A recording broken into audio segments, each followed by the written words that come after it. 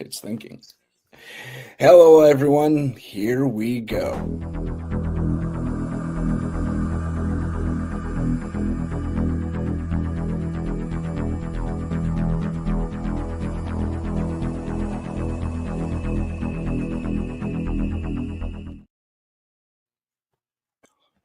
Welcome, ladies and gentlemen. It's your favorite paranormal investigator. My name is Tim Sudano. This is Paranormal Insight, and as you can see, today we have Joe Montaldo, my big boss. And he is a UFO expert. He is also an expert on the abduction phenomena and has all kinds of fun stuff and stories and facts. And we're just going to jump right into it. Joe, welcome to the show. Oh, thank you. I always love to come on. You know, I go on everybody's shows, but I always like doing shows on our own network. It's more fun because it's weird. But when you jump from show to show to show, you'll notice we don't have the same audiences. Which is a friend of mine asked me one day. He said, "I don't understand that." I said, "Well, different hosts have different styles. Different people like different things." I said, "I can be really aggressive." I said, "When I'm on UFO Undercover, I'm very laid back, no cursing allowed. There's actually that in Science and Beyond, there's no cursing. News on the flip side, if you don't like cursing, don't listen to the show." That's the only show in 50 or I've been doing radio, 35 years. It's the only show I'm allowed to curse on. And trust me, I was a sailor, people. I can curse when I want to. I mean, every other thing on that show is F this, F that, F him. And then, and it's a different format. It's more fun. It's a trouble, but you know what? We do talk about UFOs, and yeah, we just did a special on drones just recently, trying to figure out, because I had a bachelor's in Advanced Avionics and Advanced Electronics. It's a science bachelor basically, but it's in Advanced Avionics and Advanced Electronics. And people ask me all the time, "Who do you know in the field that has a pedigree to chase UFOs?" I said, "I'm the only person in the field that does. I'm the only person with advanced aircraft recognition in the entire field. Only person with advanced avionics and electronics. I mean, you have to know avionics and electronics if you even want to look at this stuff, especially if you're talking about drones. You're talking about alien craft, it helps, but aircraft recognition helps a bunch. Plus, we're the guys who introduced Airport Monitor to everybody, said, look, if you're going to chase UFOs or aliens, use Airport Monitor and JPEG. Airport Monitor, you can track everything in real time up to 1 year. So you can go on the airport, you can be in a location, have it on your phone. I always put it on my pad on my laptop, but I'll be in a location, something will come over, I'll type in where I'm at, and it'll show me what's in no planes. Okay, well, we know it wasn't a plane, was no planes flying around here, no flight paths, no nothing. So then we'll go on JPEG, see what we can find, any satellites tracking, any weird stuff tracking. So once you eliminate satellites, weather, and airplanes, then you can start talking about what you may have actually seen. And it makes it easier, and it also makes the skeptics, it makes it way harder for them to argue with you. Guy, one night I'm on CNN. Yeah, I was doing a special on CNN. The guys, he's just going on and on. Oh, how you know? It could be this, it could be this. I was like, dude, look. I said, no, it's not an airplane. He said, well, how do you know? I said, can I use your computer for a minute? I said, well, you know what? Can I give you this thing and you can put it on your computer? He said, yes. I sent it to him, pops it up. All of a sudden, all these airplanes show up. I said, okay. I said, now, I'm going to type in the date of when this happened, typed it all in. I said, now, watch. I said, do you see any airplanes flying? He's like, well, no. I said, this is accurate to up to 1 year. I said, this is what they use is a professional system. I said, even our airports use this. I said, so do you see any airplanes? He's like, well, no. I said, wait, hold on. So now I'm going to put up JTRAC. He says, what? I said, that's Jet Propulsion Laboratory's way of tracking satellites and crap in space. And he's like, and I said, I got their version of it, not the semi version of it. And I said, do you see anything? He's like, well, no. I said, okay. I said, now we just ruled out. I said, we already ruled out weather. I said, we just ruled out airplanes and we just ruled out satellites. I said, well, Mr. Anchor, what else is there? And he's like, well, I said, no. I said, we just ruled out weather, airplanes. And I said, so what kind of anomaly could it be? I said, there's no electrical anomalies anywhere around. There's no volcanoes or anything. He said, damn, you're really good at this. I said, I've been doing this a long time. I said, the idea is to rule away all possibilities before you actually say, oh, you know what? It may be an unidentified flying object. And, people give me shit about UFOs all the time. And I don't think they understand. It only means unidentified flying object. It does not mean it's an alien aircraft. It just means it's unidentified. and people Exactly. screaming, "Oh, you can't say it's an alien." I said, "I didn't say it was an alien. I said it was unidentified." I said it could be the government, maybe Russia's flying some stuff over. Maybe Xi Jinping wanted to come visit for a while. Maybe he's seen some cute girls on the beach he wanted to watch.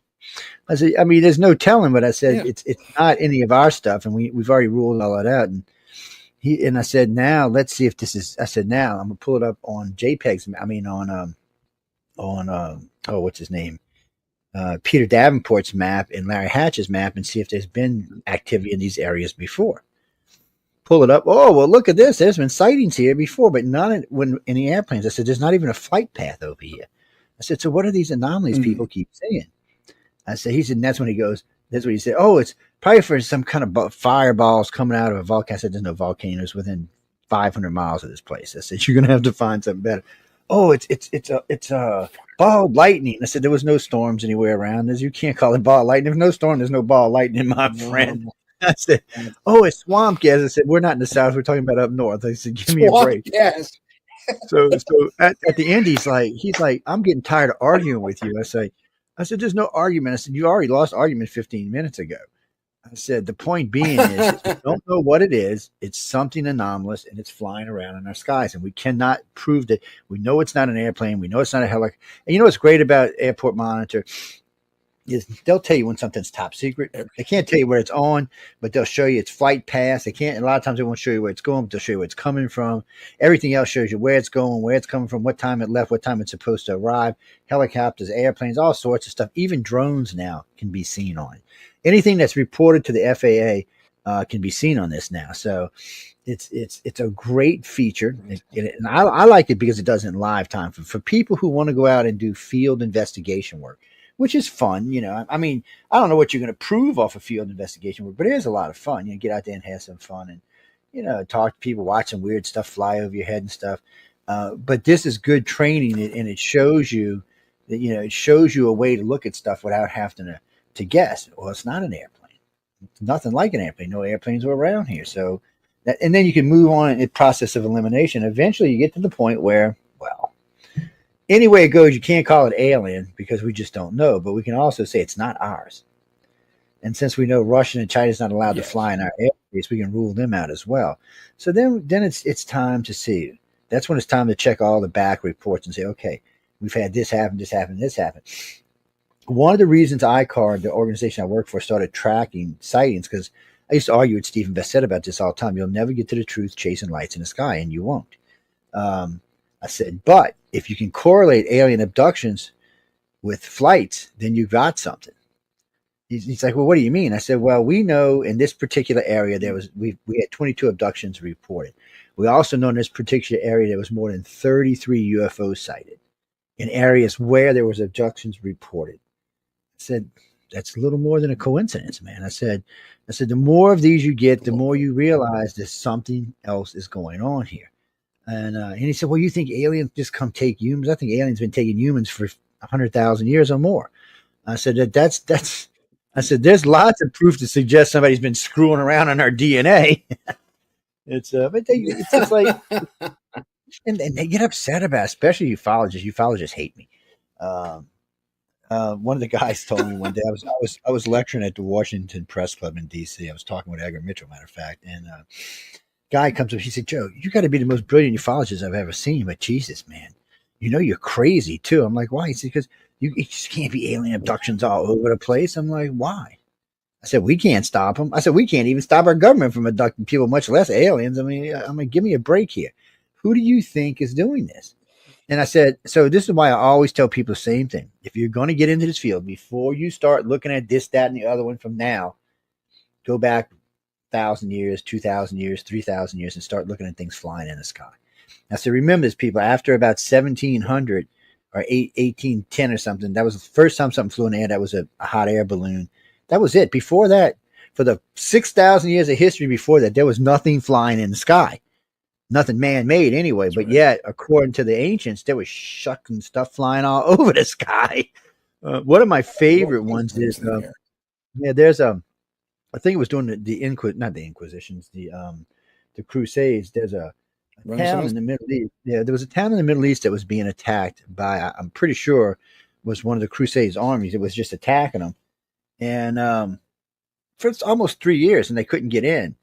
And both, by the fact, the loser and the winner report just the same way. They said a silver shield came and sat over the front gate for a minute. A blue beam of light came down, just blew the gate to smithereens, and the Army came in and took over. Well, I mean, how do you get around that? I mean, both sides reported that. What am I supposed to say? Well, everybody involved was lying. So, I mean, and there's other ones besides that are out there. Egyptians talk about a lot of stuff. The Chinese talk about a lot of stuff flying around, and you can try to blame it on ignorance, but I mean, if it was one person, yeah, two person, we start talking 500,000 people. It's like there was a case in England. So there was an artist in London drawing. He was just out there doing some artwork one day. And the mayor, matter of fact, the mayor of London at the time was there with him. All of a sudden, out of nowhere, these orb things just came through the town, just from this size up to, they said, about the size of a horse and carriage from back in the day, just floating through the city. So he actually drew all of this. He got all this sketch. The mayor actually made a report to the local magistrate on what happened, because literally the whole town had saw it. Still to this day, I think that was 700 years ago. No one knows what it was or who it was or how it was. Well, to be honest with you, I mean, let's be honest. We do know that things like frogs and snakes fall and fish fall on the English people all the time. We know what the causes that to it. At least now we know what causes that. In the old days, we didn't know what causes it. We know what causes it. But it is funny to see all of that stuff. I mean, but the more you look into ancient world, the more questions it makes you ask. Why? Who saw this? Why was even Columbus actually in two of his notes talks about things following the ship flying in the sky behind him. Okay, guys. Last I checked, that was what 700 years ago. Who was flying around the sky? And over the ocean? There was nothing. No big birds flying over the ocean back then. I said. So you get into cases like that, and then you start getting into the Mesoamericans. They talk about it nonstop. The Aztecs, the Incans, the Toltecs, the Mayans, all are talking about these gods that used to come down. I mean, come on, the Nazcans built huge monuments and drew big Nazcan lines and took boards and smushed their kid's head in to look like their gods who used to visit on a regular basis. And those kind of things, you're just kind of like, okay, so you go through all of that. By the time you get back into the modern era, before you get to Foo Fighters, you've already got enough evidence to make you think, okay, what the hell's been going on this planet, and who is this? Because obviously it's not us, unless there is an advanced version of us somewhere on this planet that we don't know about, and which I'm not going to rule that out, but it's so for your listeners. Here's a little weird thing for y'all. So the human biological clock, the human body's best temperature to work in is 73 degrees Fahrenheit, or actually it's about 68. So on this planet, the average temperature across the planet is actually quite a bit higher than that. But on Mars, it's exactly 73 degrees Fahrenheit. So, Earth has a 23 3/4 hour orbit, right? That's what our orbit is, 23 3/4 hours. So why does a human biological clock set for 24 1/4 hours? What the hell? Yeah. Now Mars is set for 24 1/4 hours. Yeah. So it makes us kind of think that maybe we had an ancestor from a different planet. Maybe we're not all exactly native from this planet. Maybe there was, we know something happened 53 million years ago. We know that Earth got wiped out, Mars got wiped out, Venus got wiped out, and whatever that planet was between Venus and Jupiter got wiped out as well. Before anybody asked, scientists used to say all the time, it wasn't a planet.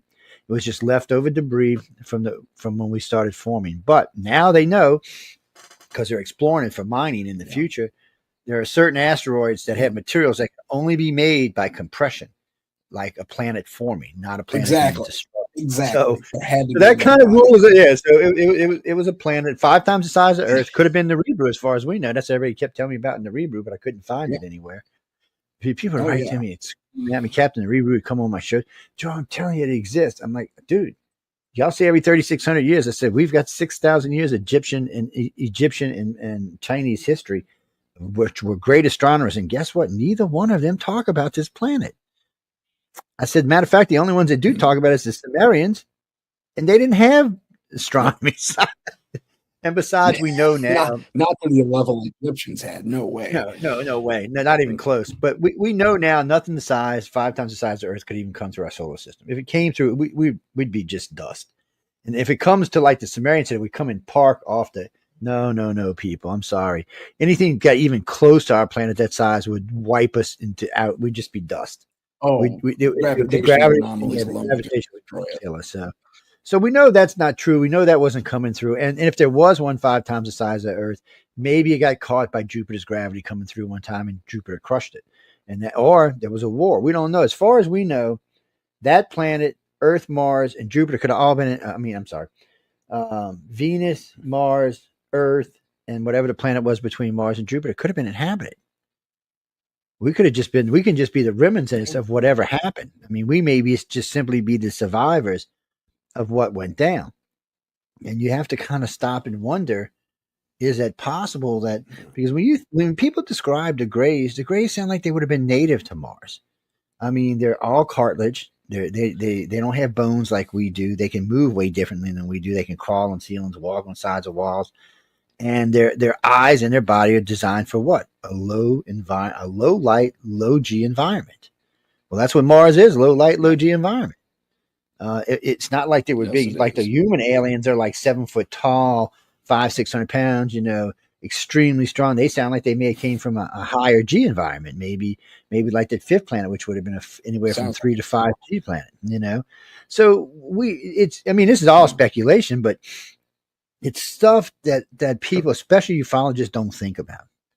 They get off on these crazy schemes and they start talking about Ashtar Command and this, that, and the other thing, which none of it is provable evidence. We're looking for something that's evidence so that real researchers can come in behind us and say, all right, look, this organization did all of this, just like we did when I used to work for Ed Walters, who started MUFON back in, not Ed Walters, sorry.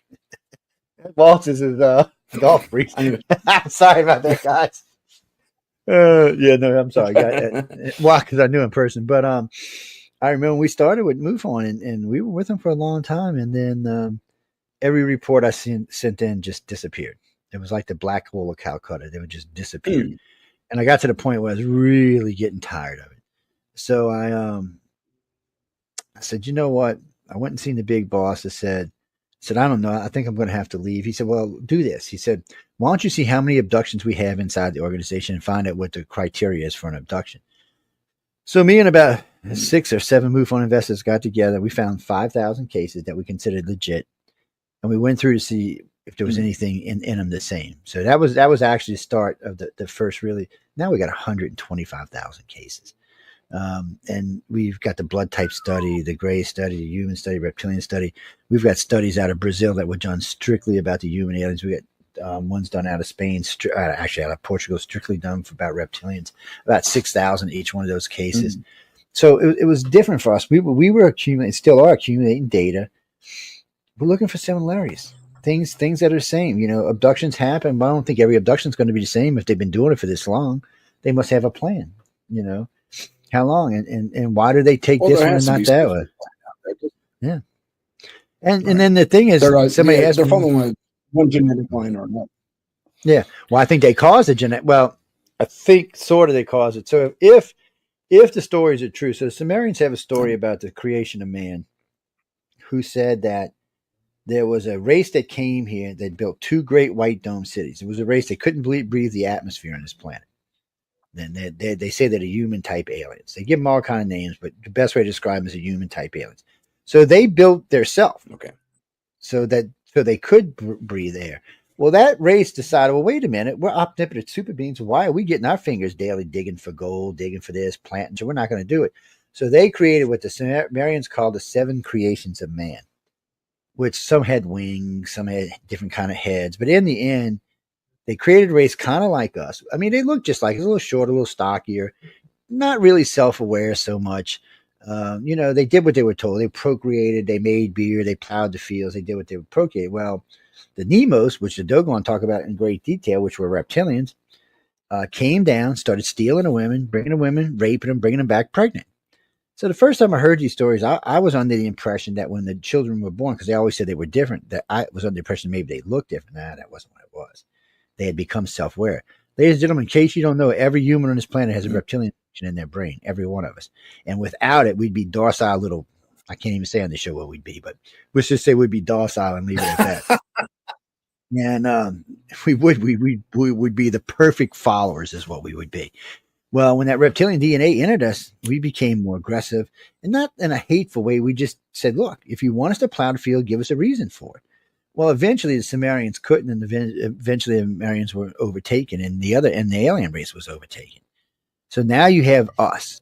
Well, the first version of us is what I should say, because now you've got a reptilian human, alien human, because we're not exactly sure what they used to create us. Did they use a monkey? Did they use something else? Did they use their own DNA and kind of got a body out of it and then then created the DNA for us? It's hard to say because, I mean, obviously we're not as big, fast, or as smart as they are. So I'm assuming a lot of people assume they use monkeys because we share common DNA with the rhesus monkey. Well, some of us do. And that's another weird thing, by the way. When we started the blood type study, who thought we would find out that O positive people share their DNA with a rhesus monkey and O negative people don't? How can that be if we're related? If we're a related species, then why do some of us have it and some of us don't? See, that's just weird. Also, O negative. Well, could be mutation to one degree or another. You say that again. You broke up right as you said that, man. I'm sorry. I say that could be chalked up to mutation to one degree or another. I mean, enough diversity happens, you're going to get mutations and offshoots and all that. And I agree with that, but then there's another problem. Mother Nature don't kill things that make procreation stop. So out of the blue, 40,000 years ago, because so y'all understand this, ladies and gentlemen, before 50,000 or 60,000 years ago, everybody on this planet was Rh positive, brown-eyed, and brown-haired. That was us. That was our species. Very boring, very dull, very uneducated. That's who we were.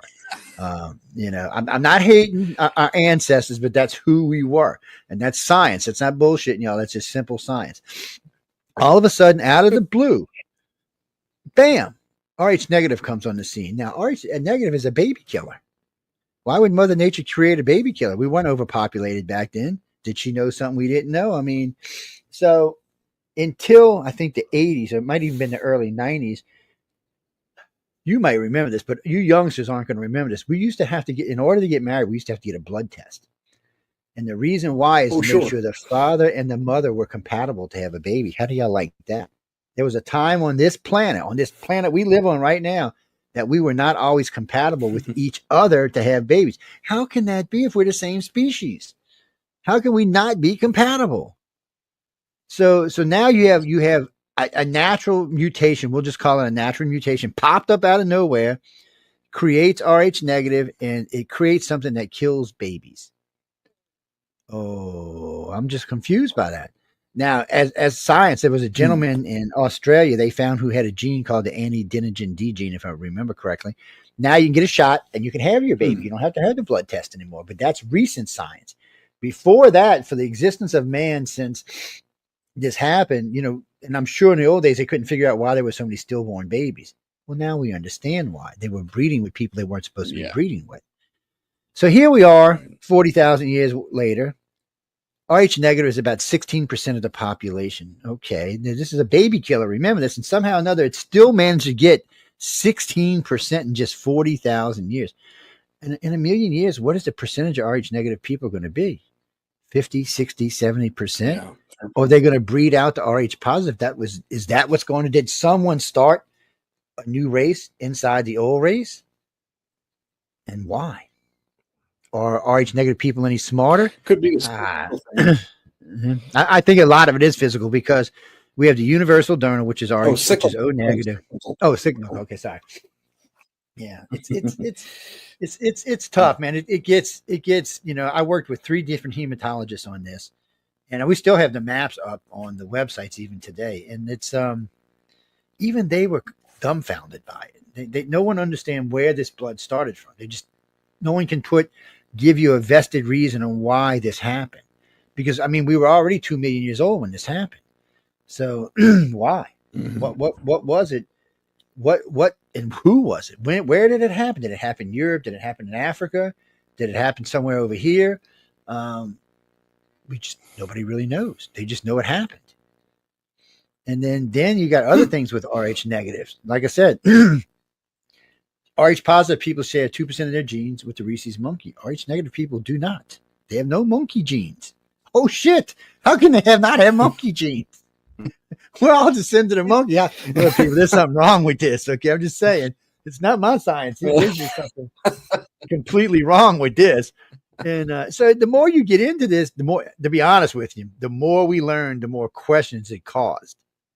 It's just the more you look at this, because there are differences between Rh negative and Rh positive people. There's differences in attitude, there's differences in personalities.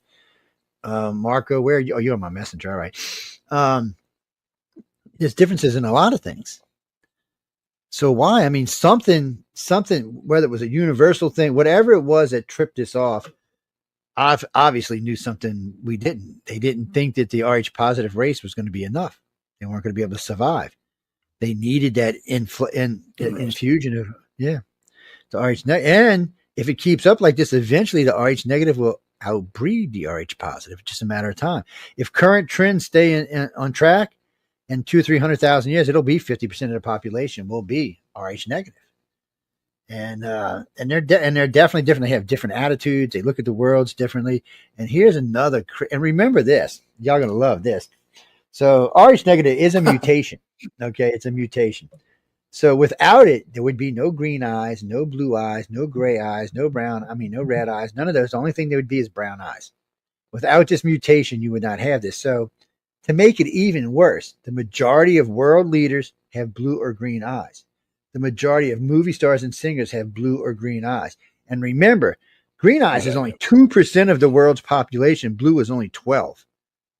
So these people are all holding major spots, and yet they're minorities in the population of our planet.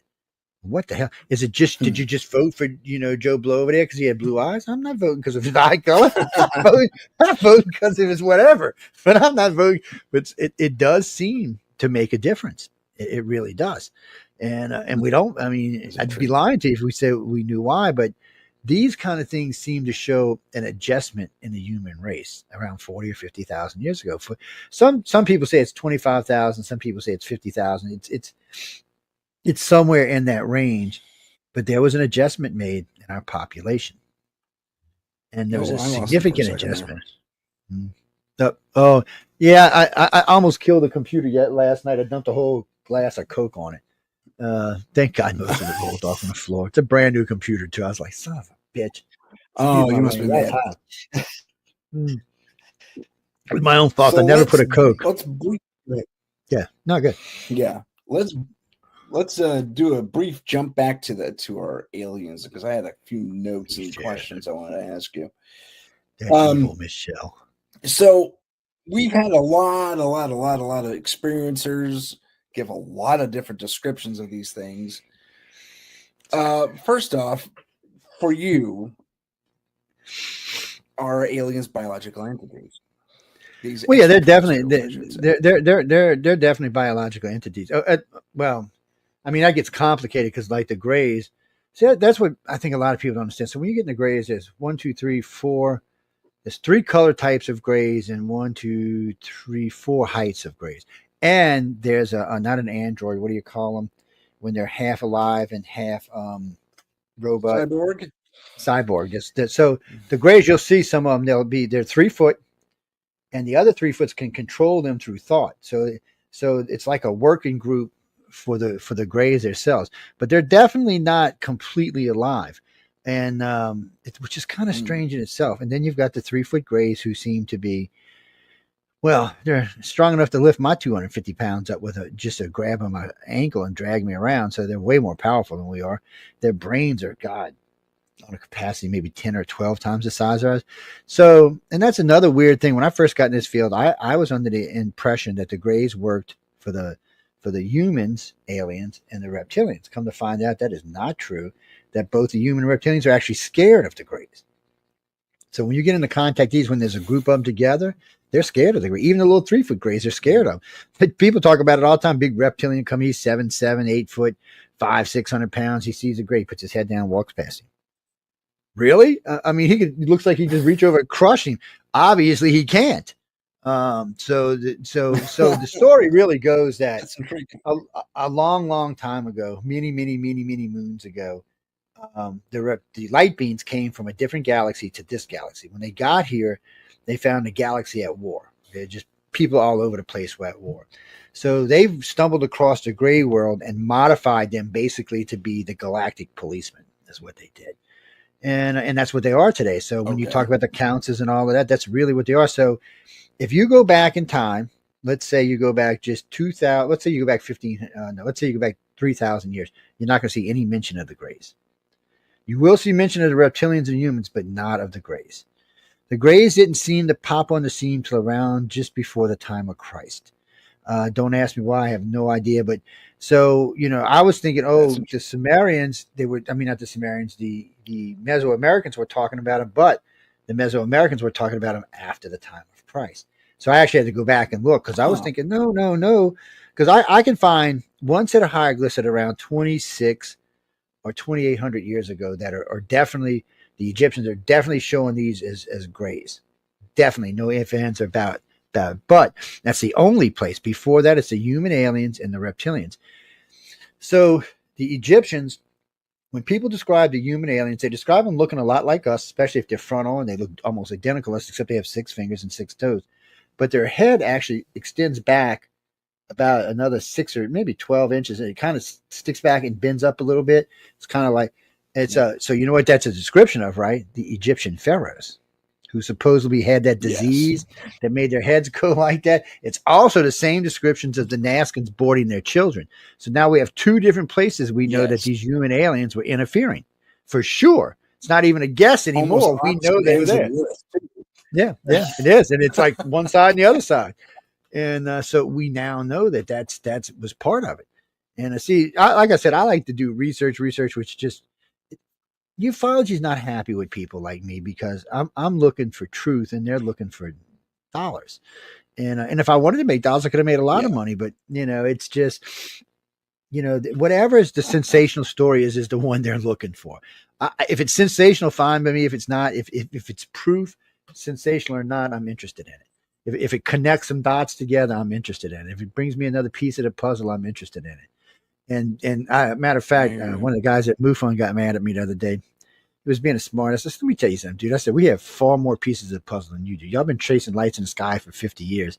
We've been chasing aliens in closet for 30 years. I said, we'll see who's got the most proof of what's what. And that's the reason I left them, because they became it wasn't even just that. After I can't remember his name today. After the leader left, because he joined ICAR and he left MUFON, your boy who took over was Black Ops, John Slushler. He used to work for different government programs as a Black Ops guy. That's what he did. He wasn't in the military. He was freelance, but he was definitely Black Ops. The next 2 after him were also Black Ops. One of them, James, he did code breaking for the government, and I can't remember what the other one did, but all 3 of them were Black Ops. And Walt Anders wasn't. I mean, it was just. And now the new guy, I have not interviewed this new guy. I haven't even talked to him because I don't want to get in a big argument with somebody who don't know what the hell they're talking about. So I'd just rather stay out of it. And the whole reason MUFON has an abduction group is because of us. They got so tired of us slapping around, they created the STAR program, which is, how can I say this politely? It's a joke is what it is. Because they just believe, instead of doing research to prove it, they just believe stuff instead of going, just because somebody tells you something does not make it true. And then I have degrees in voice stress analysis. And that's another thing that ticks MUFON off, because I have advanced degrees in hypnosis. But we're not a big fan of using hypnosis. Well, I mean, we'll use it if we have to, but we prefer not to unless there's no other way to retrieve that information. But I've got degrees in advanced body language, advanced facial recognition, and voice stress analysis. And none of them had anything to do with the field. When I was around 19 or 20, I got a job with this company. And I was so good at catching thieves, they sent me to school for this. And because you know how I got the job? I went in, and there was a stack of VH tapes sitting on a VH player. And the guy said, "Look, I'm gonna be gone about 20 minutes. I got to look up some stuff about you." I said, "Fine." So I was bored, so I plugged him in. Just in the first VH tape, I caught 8 people stealing. This guy, he's reviewed all his tapes, by the way. Just on the first one. The second one, I was halfway through. I was already about 4 in. So he comes and says, "What do you mean?" I said, "I've been reviewing all your thieves." "Oh, there's no thieves." And they already looked at him. I said, "Really?" I said, "And are you the big boss?" He's like, "Yeah." I said, "Come here, I want to show you something." I said, "Let me show you something." So I got it on fast forward. He said, "You're catching them on fast forward?" I said, "Yeah, watch." It's actually easier to catch them on fast forward, by the way, because weird anomalous stuff stands out when it's at high speed. So it's so I'm going along, and I said, "Oh, let's show him." I said, "You see what he's doing?" I said, "You see the one hand looks like it's going in the safe, but the other hand is going underneath the register. That's cash he just put underneath your register." He's like, "You're kidding me." I said, "No, watch when he moves his hand. You can actually see the tip of the money." He's like, "Son of a bitch." And then I showed him some that were more blatant than that. He's like, "Well, Mr. Joe, you got a job." He's going to hire me. He's a general manager. He said, "Oh no, we're putting you in charge of finding thieves for us." And I was about a year with him. He says, "You know what? We're going to send you to school for voice stress analysis and a couple other things." And so I learned it all by old school by just watching you. But then they actually got me software for it too, which was kind of cool. So I had all of this when I was when I got into the field. So I was, matter of fact, I was at the X conference one year, and I'm sitting there, and Steven said something to me. I said, "Oh no, he's lying through his teeth." He's like, "How do you know?" I said, "Steven, I got serious degrees in this stuff." And when I go on trips like that, I usually bring something with me to prove it, because ufologist people are weird. And he's like, "Damn, Joe." And so I said, "I'll tell you what we'll do. So let's go talk to this gentleman about, are you lying or telling the truth?" I said, "I just want you to tell the truth for the next 5 minutes." He said, "Fine." And then, "I want you to tell me a lie." He said, "Okay." And then I said, "We're going to start talking." He said, "All right." So we start talking. I said, "Lie, lie, lie, truth, lie, truth, lie." Steven said, "You can't just call him a lie." I said, "Dude, are you lying?" He said, "Yeah, I'm lying." Steven just looked at me like, "What the hell, man?" I said, "Dude," I said, and it makes it easier for me when I'm interviewing people, or if people are calling me because they had an experience. And you learn things like inflections in voice, and you can't always see somebody.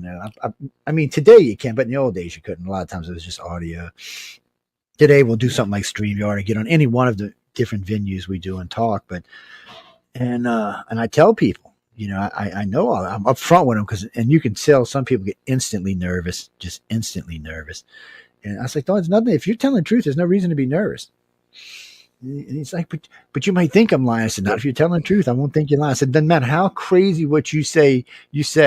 I said, I will either know that you believe it beyond any reasonable doubt, or it's the truth. And if it's not, then it's a lie."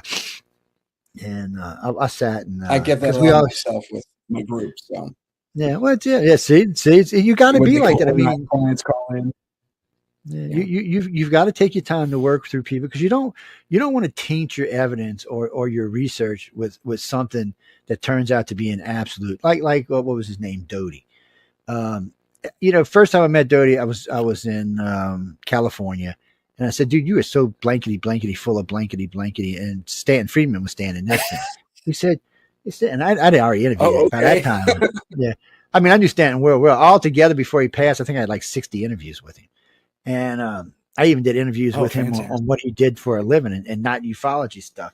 And he looks, he said, but how do you know?" I said, "Oh, trust me, Stan. He's just."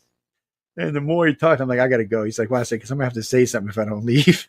I said, "I'm going to go get some lunch or something." So later on the day, Stan comes up. He said, "Joe, don't think you're telling us the truth." And the guy looked at me, and I said, "Let me ask you 2 questions." And I asked him 2 questions. I said, "You're lying, aren't you?" He said, "Well, I just can't remember everything, so I had to ad lib in." I said, "See, don't do that." I said, "When you said that, I realized you probably have had contact, but you can't fill in the blanks." I said, "Because if you do, people like me are going to bust you, and eventually we're just going to think you're lying." I said, "Just like Doty," because when I was out in California with Doty at the time, I was like, "Doty, you're just so full of it." And it was, I think, and I remember Stan laughing, because I must have told Doty it's like 5 times.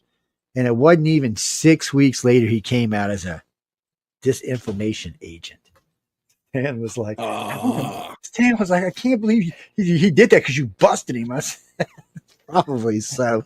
But I mean, you can't, things that you're suspicious about, you have to challenge. And if you're wrong, you're wrong. I'll admit, I've shit. There's been a few times over the years where I've actually changed certain things that ICAR believe. Like when I was telling you earlier, when we first started ICAR, we thought the grays worked for the other races. When we found out we were wrong, I actually went on Coast to Coast and corrected it and said, no, and George was like, you were wrong. I was like, yeah. I said, no, I got three things today I'm going to talk about that the organization was wrong about. And he was like, Joe, no one does that. I said, well, we do. He says, we was wrong. I said, awesome. sometimes you find out stuff that makes you change, the way, and we do all kind of weird experiments and we'll take proven contactees. We'll take like 50 of them and we'll give them one question. None of them know each other. None of them even affiliated with each other. We'll all give them one question and say, look, think about this question every day. Think about this question every night. Sooner or later, we know you're going to get taken. Be thinking about that question when you take you, because the races generally will answer without thinking because they're telepathic and they're used to that. So, it's like we're talking right now. I would answer a question if it was asked. Same thing if you're telepathic, they just answer it. Well, so ladies and gentlemen, there can be repercussions for that. The grays, reptilians, and humans do not always think that's cute, even though sometimes the reptilians and grays will act like proud parents. Oh, look, my dog, because the grays really think of us as pets. Look, my dog has learned how to be psychic. So in some ways, they're kind of proud, in some ways they're like, what question did you just ask me? Because I was having an issue with this blue plasma stuff. It was driving me crazy. Too many people kept telling me about seeing blue. They kept telling me they kept seeing this weird, hard to describe blue color that you really couldn't put into color on our planet. They just, it was just weird electric cold blow. I mean, I had so many descriptions. It was insane. So I hypnotized a couple of people to see what they were saying. And then we put out a bunch of questions and we found out, thanks to all those questions. And this is what makes it so important, because 50 questions, 50 answers, all the same. So none of these people know each other. None of these people have met each other and they're coming back with the exact same answer. You can't really get away from evidence like that. That's hardcore. So the blue thing I asked him. So the first thing they were telling us was it was a blue plasma that the grays and the ship used it as fuel. The grays used it as food. They absorbed it through the skin like a mitosis. And they also, it's also self-replicating. It can grow its own self. So here you have a fuel and food supply that can generate its own self. I mean, it's self-replicating.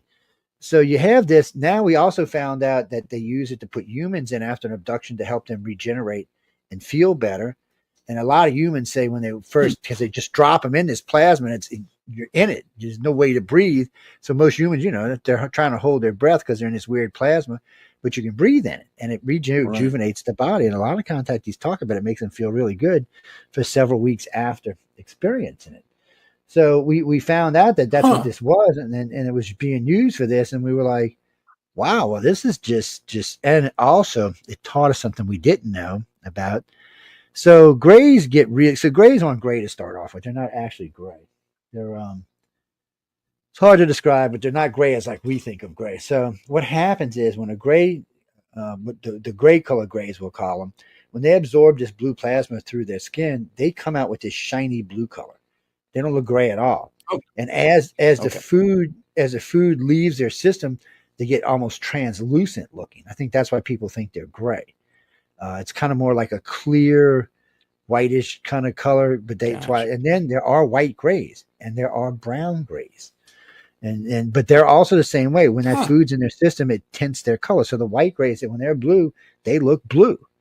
When they're absorbing that food, they look blue. And when their food's coming out, they go to a more translucent white color. The browns are the same ways. And then there's the 3 foot, the 5, 6 foot, the 7 foot, and the 9 foot grays. So somebody told me that one day. I'm like, what the hell's a 9 foot gray? I mean, what the hell? It's a queen. I didn't know. What the hell did I know at the time? We did figure out that they have a hive system. We'll say hive system. I call it a hierarchy system based on height, but I'm sure they don't want it to be called that, because the grays, even though they seem to be the most in the field, the 3 foot grays spend a lot of time in the field, but so do the 5, 6 foot grays. They spend a lot of time in the field, and they look to be like the 3 foot guys' bosses. Well, the 7 foot guys seem like they run everything else except for what the queen tells them.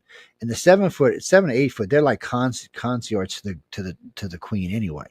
So they're running everything below her, Okay. except for what she tells them to do. So it's kind of like a beehive in a way. It's I don't know if I call it a complete hive system, but it's definitely not like our system is, and there's no voting going Gotcha. on if that's anybody wants to ask. But then it's different, and then like the reptilians are different. They have alpha males, and so they have tribes. There's a bunch of different tribes, and what's interesting about those is, and this was something that helped us a lot. We couldn't figure out why some people said, "Oh, look, the reptilian's got gills. Oh, he's got wings. He's got horns. He's got a tail." So I'm like, "Oh, no, no, no! This is too much. What's going on here?" So we started separating the contactees into groups that were different things they were seeing, and we found that when we did, we started asking them for particular information, either through hypnosis or through sending them out to ask questions. So what we found out was, first off, the reptilians have genetic memory. So every contactee that they have has genetic memory. If their DNA is in you, you have genetic memories. And it's one of the things that probably messes with contactees because they see things that they think they've done or been part of, but they haven't. It's probably like their great, great, great, great grandfather Gray or something. I mean, reptilian or something. Reptilians have one religion. They build these big dome areas where they have these round balls about this big, that whatever you think when you put your hand on it, it comes up in front of you and displays whatever information. There's another orange one that you can put your hand on that will actually download it directly into your brain. It's very interesting technologies. It's way more than anything we have. And they consider us as like cousins. They can see the reptilians are different. They kind of consider us as family. The humans consider us like trash cousins. With the exception of a few of us, but they really do. They're not a big fan of humans, but well, that's just the way. When you talk to people, that's the way they come off. They've never been known to be the really nice ones, and that's what's so funny. The reptilians seem to be nice. They really seem to be an agrarian society, is what they seem. I don't think they got into any fights until somebody forced them to. And when you look at them, you would not think agrarian. When you see a gray, when you see a reptilian, you think, "Oh man, I'm in deep trouble." But the humans are the ones that seem to be more aggressive. So when you go back to ancient worlds, you find that also plays true with the Egyptians, the Sumerians, the Mesoamericans, all of them. The human type aliens are usually portrayed as evil demons, and the reptilians are usually portrayed as the bearers of life and the great gods. Especially in the Mesoamericans, the Incans, the Mayans, the Aztecs. So all of that paints a different picture. And then all of a sudden, Greys come along, Christ comes along, and reptilians become the evil ones. So that's what's so funny about this. Prior to 2,000 years ago, the Greys were loved. The reptilians were loved and worshipped. After the time of Christ, they became the dark ones, the evil ones. And you know why, right? Because of the serpent in the story of Adam and Eve. That's why. The serpent gave. But see, if you go back and you look at all the other stories, what did the serpent actually do? The serpent gave them sentience. They became self-aware. And that's what the Dogon, that's what the Dogon and the the Sumerians and the Dogon talk about. We had become self-aware through that. So here's the Egyptian, the Christian story 2,000 years after that, or 3,000 years after that. And they're saying basically the same thing, except that it was evil and we weren't supposed to have that knowledge. So is that true or not? I don't know, but they are the ones that gave us sentient. Without the reptilians, we'd just be a dumbass species walking around collecting fruit, doing not much of anything else. We definitely wouldn't be as technologically advanced as we are today. There's no doubt about that. It's just. Oh, I see. So it bothers me that the ancient world knew more about this than the modern world does. They were much more open in the ancient world. The reptilians, all the races moved more openly amongst us. We know that because of the Egyptians. We know that because of the Sumerians. We know that because of the Dogon. We know that because of the Aztecs, Incans, and Mayans. They all talk about physically seeing them, the Nazcans. There was just the other day, I was watching a special yesterday. So a guy's down in, I think it was Brazil, talking to a group of natives that live down there. And he was asking about aliens. Of course, there's no alien word in their language. So he showed them a picture of a gray. They knew exactly what it was. They knew the name, gave him a name, knew what it was doing, all kind of shit. Knew it had a place on the ground that far away. These are people, remember, they had never seen this before. I'm thinking, oh, man, what did we stumble across here? So there seems to be a good bit of evidence that they've been here, and they've been here for a while. But the real question is, what are they here for? Well, if they were here to wipe us out, 2 million years ago would have been a much easier thing to do. Even 2,000 years ago would have been much easier to wipe us out. So obviously that's not what they're here. And my New Age friends always say, well, they're here to enlighten us. Now I always say the same thing. Have you looked at our planet lately? Do we look enlightened to you? Take a good look around before you tell me they're here to enlighten us. Okay, that's not what they're here for, because obviously we're not an enlightened species. And the bad part is we're not even really headed for enlightenment at the moment. So it's neither one of those. So maybe it's more of that they boofed up. So the human aliens came here and created a race. The reptilians intervened with that race. So that means that the bearers of life today have at least the reptilians and the human aliens DNA in us, plus whatever they use to create us. Then we know that the Greys came along later on and got involved. So now we know that we have the reptilians, humans, and Greys DNA inside of us. Might be why we have 3 blood types. It's so it's weird, but it does seem like it's just the way it played out. So that's how we ended up being a sentient species. So by knowing that, wouldn't you stop to think and go, wait a minute now, did we really boof up? These guys can't even get along. I mean, all the other races we're talking about are united planets with united religions. Here we are with 1,001 religion in 215 different countries. We're a mess. So do you want to let us into deep space? That's really the question. Do you want to let these nuke token idiots into deep space? Because, I mean, they can't even get along on their own planet without starting a war. Do you want to let them out in the resources of deep space? No, we're not ready for that yet. And I think a Greys especially like, no. Give them another 50,000 years. We'll let them out there. They can't go anywhere right now. I do see things that suggest that they're pushing us towards a one world government, but there's so much resistance for one world government. I just don't know how it's going to happen without some kind of major war. I'm not sure, because a lot of people want it, but a lot of people don't. A lot of people think it's the end of the world when we unite. Figure that one out. I would think it would better things, but hey, that's just me. Well, if you mean one world government, like they have on Star Trek, for example, it's a one world government kind of a deal. I mean, if we achieve that goal, okay, I guess that's cool. I mean, even in the Star Trek world, they went to World War III over it, and it took an alien intervention to put it all right. So that's the thing. I mean, we're in a position where, I mean, let's just say the United States could probably unite a good chunk of the world. They could probably get Canada and Mexico and most of the Americas and probably Europe but you're not going to get China. You're not going to get Russia. You're not going to get Venezuela. You're not going to get Iran. You're not going to get Cuba. So no matter what we do, even if we can do the whole world, and we're not going to get a lot of the Middle East and parts of Africa. So even if we could get, say, 80%, but we still got that 20% that's not going along with the project. And if they've got the same technology as we do, when we get into space, it's going to cause problems. I mean, I've already heard Xi Jinping talk about using nukes on Mars. And, of course, we have too. So I heard something about that. Yeah.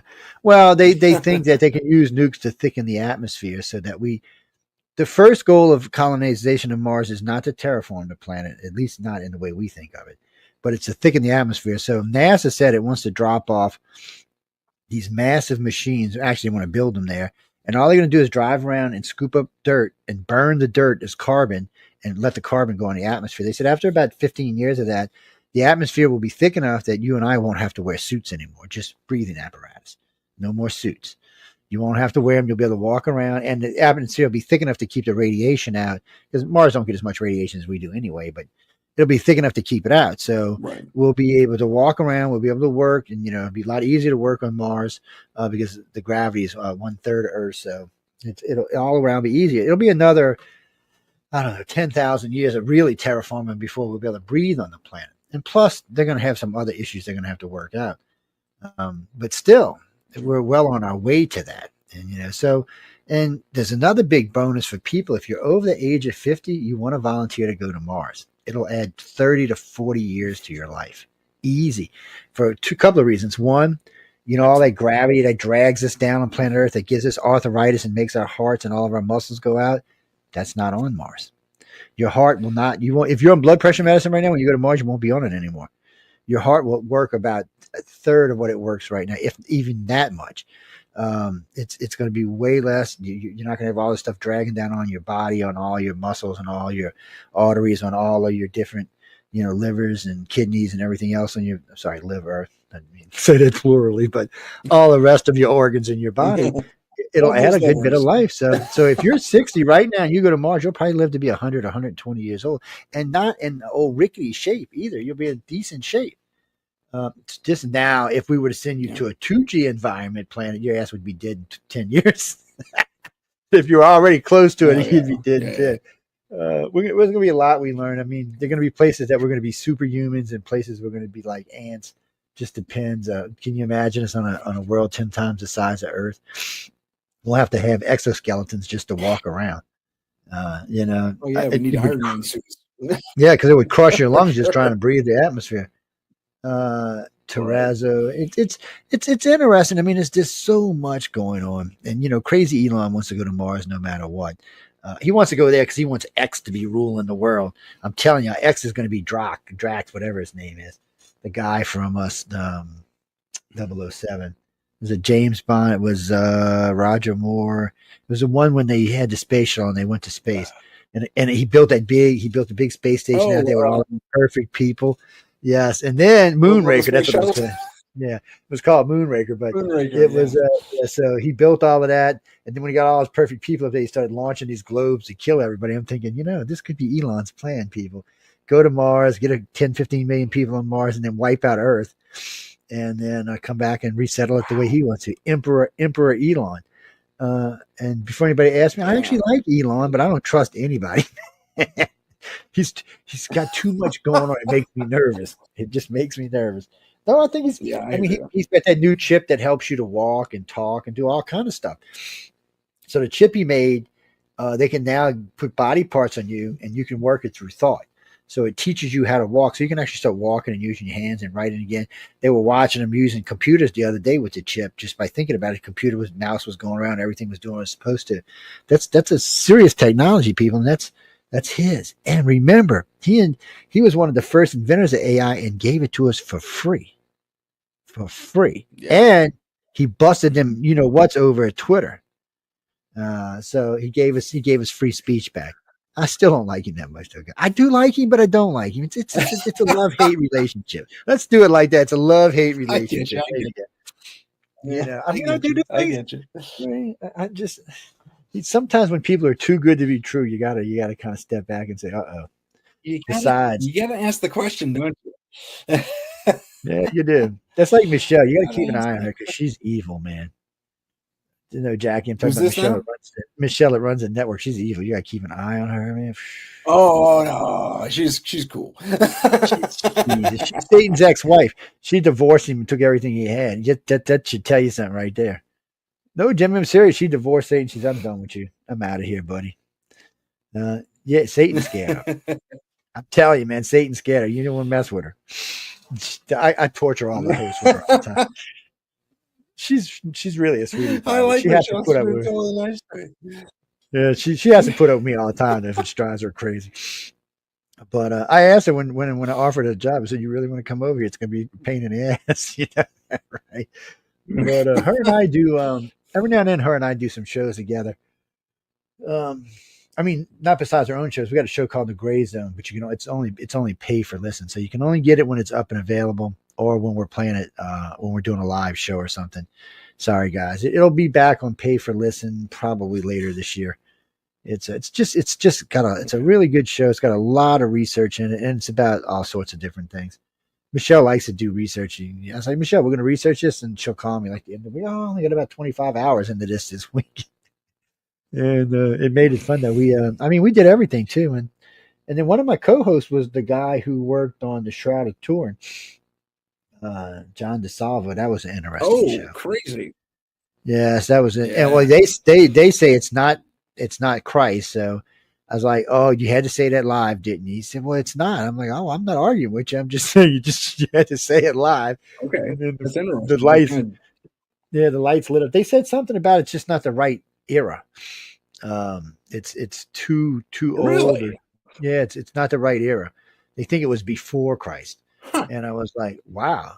Because if it would have been after, you could have just said it was a fake. And that's what everybody thought it was in the beginning, was a fake. But no, I think they're saying it was like 600 years or 1,000 years before Christ. which means it wasn't him. So who was it, and how did they do that? Was that an alien? I mean, I don't Well, know. it And was besides, so apparently people, the image matches the burns that are there. yeah, So it and was a flash of energy. yeah, it was definitely some kind of energy came like out of the body, maybe like a spontaneous combustion kind of thing. Well, no, Hmm.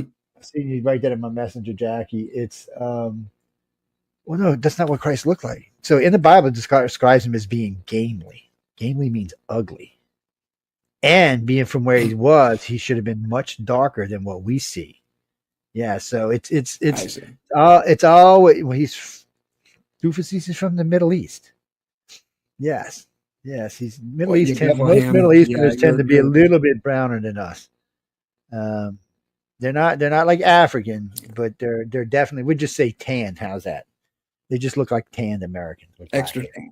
Yeah, Yeah. extra tan. Yeah, really For sure. good tan. How's that? One of them expensive tans, not like this stuff Donald Trump. It is a nice thing. Uh, I have to admit, it's a nice darker olive. yeah, it's got a nice smooth look to it. No, I'm being serious, guys. So when you look at that, when you go into a church in the United States, this is just some white boy with long hair. That's not who he was. So when you look at the Shroud of Turin, it does look a little different. It's not your typical white boy.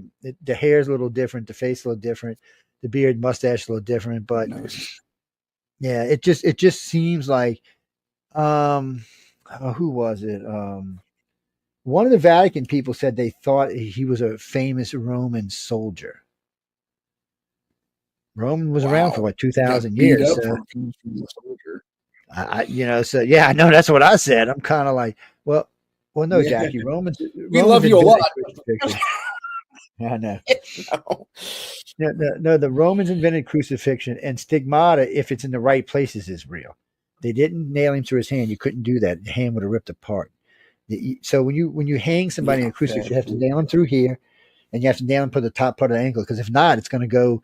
The weight will pull them apart. Yeah, it'll just fall off and yeah, it'll break absolutely. and tear. So no, the Romans were quite efficient at crucifying people. They've been doing it for a long time before they crucified Jesus. They've been crucifying people for a long time. So they were quite good at it. So I'm not sure what exactly went on with this, who this was, and if it was a famous Roman soldier, he did something really naughty to be crucified like that. Yeah, you sure did. He was not, Exactly. and that was the other thing. I mean, a lot of it was following the crucifixion of what they said happened to Jesus, but then for some reason they said the inks and the paints and whatever the it wasn't silk, it was something else. Wasn't old, or was too old. Don't ask me. I actually, you know what? We did a show on the man Jesus just recently. I'm gonna invite John on to talk about the shroud with us next time we do it. But no, it wasn't a religious show. Before anybody writes to me, this was a show about the Jesus himself. People who knew Jesus other than the Christians. People who mentioned him. He was mentioned in the Quran like 7 times or 9 times or something. He's mentioned in quite a few places. The Palestine emperor, or what was he called at the time? Not Constantine. He actually invited Jesus to come help him to get better. The Romans talk about him in several places. There were several Roman governors that actually wrote to Caesar at the time and said, hey, he's here. What should we do? And they were like, just ignore him. It's not a problem.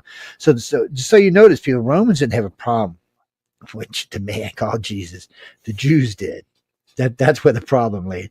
Because, I mean, there's at least 11 accounts of him traveling through Rome, spreading the gospel. And so we learned something interesting about that. So he would send people ahead of him, and they would set up places for him to stay and places for him to talk. I knew none of this, by the way. I was a devout Catholic for a long time, and Baptist, and before I got out of religion, I didn't know any of this. And I was very weird to find out that that's how they actually worked it. He would send his brothers ahead of him, and they would set up stuff, and they would eat and stay, and he didn't pay for anything. He didn't have any money anyway. But and then there's other things like the fact that you can't be a Jewish, not what they call them, not pastors. Anyway, you can't be one without being married. Yeah, is that what is rabbi? You have to be married to be one. Yes, it's actually required. And yeah, so and then it seems like he may have been around longer than what we were told.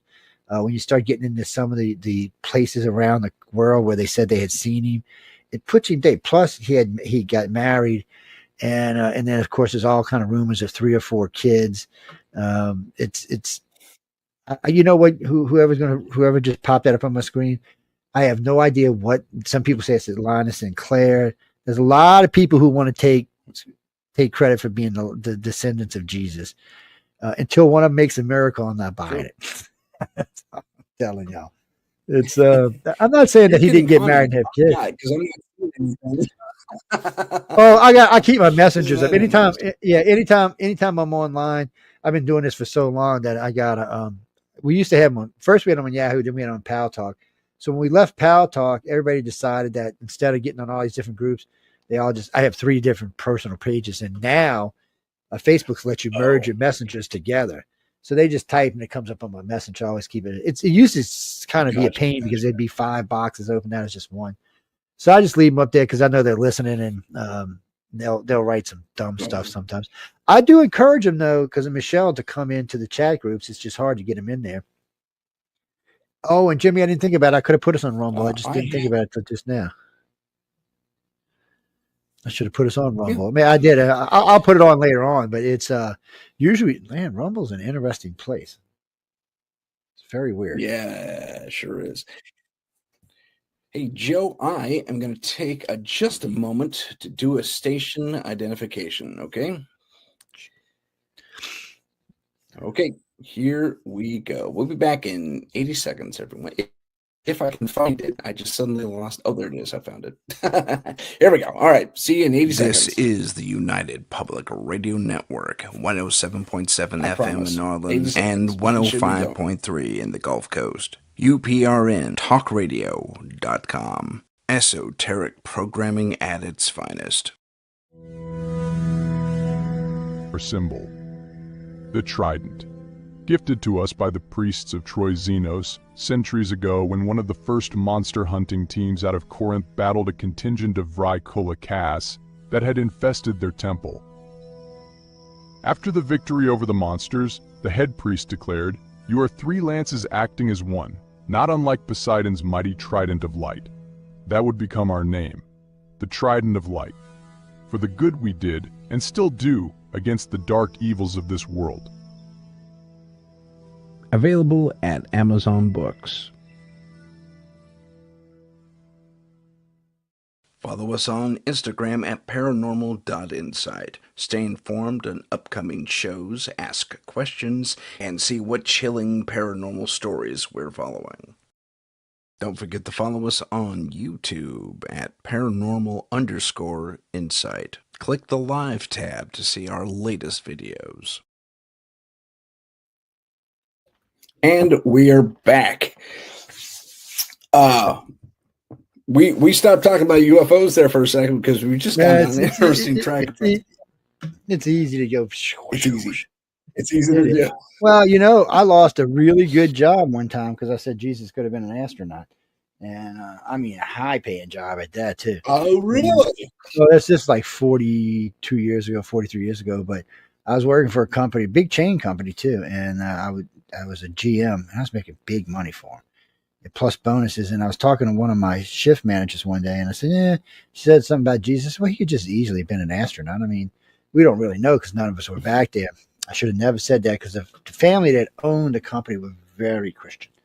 And I just gotten a raise like 2 days earlier. Well, the supervisor came in the next day and said, "Here's your termination papers."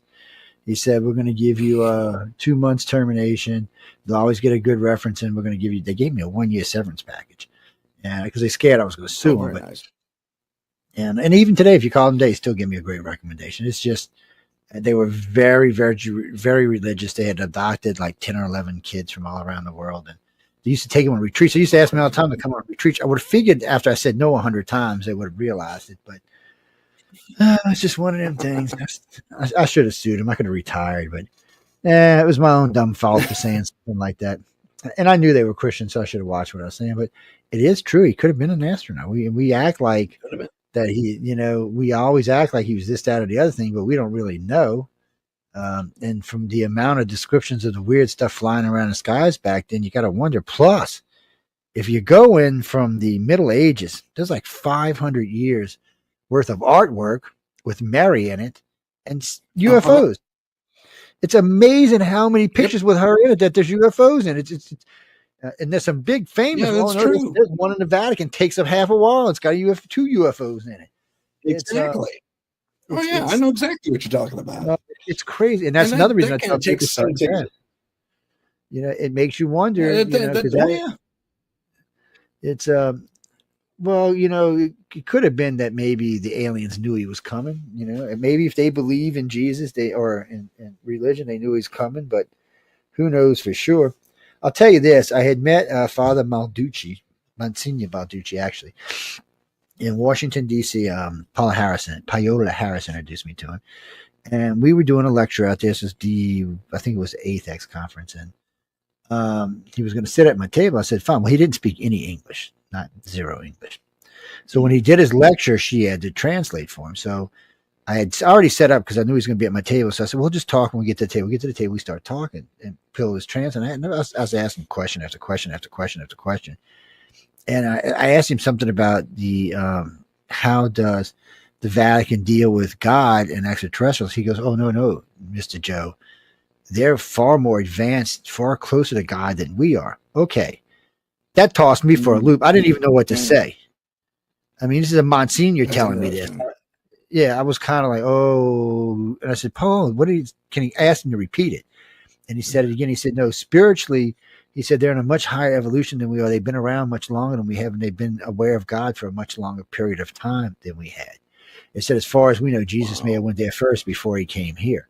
And I was like, well, I never even thought of stuff like that. I was kind of like, well, you just screwed me all up. And so I asked him some more questions, and he said the Vatican's been aware of extraterrestrials since they were founded, even before they were officially founded. He said that, they've been collecting evidence and other stuff. He said, I guarantee at least 2 of the honeycombs is full of stuff that you would consider extraterrestrial.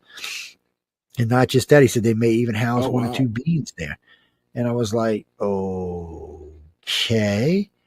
And so I talked to him for a while, and he kept giving me these earth-shaking pieces of information. I was like, damn.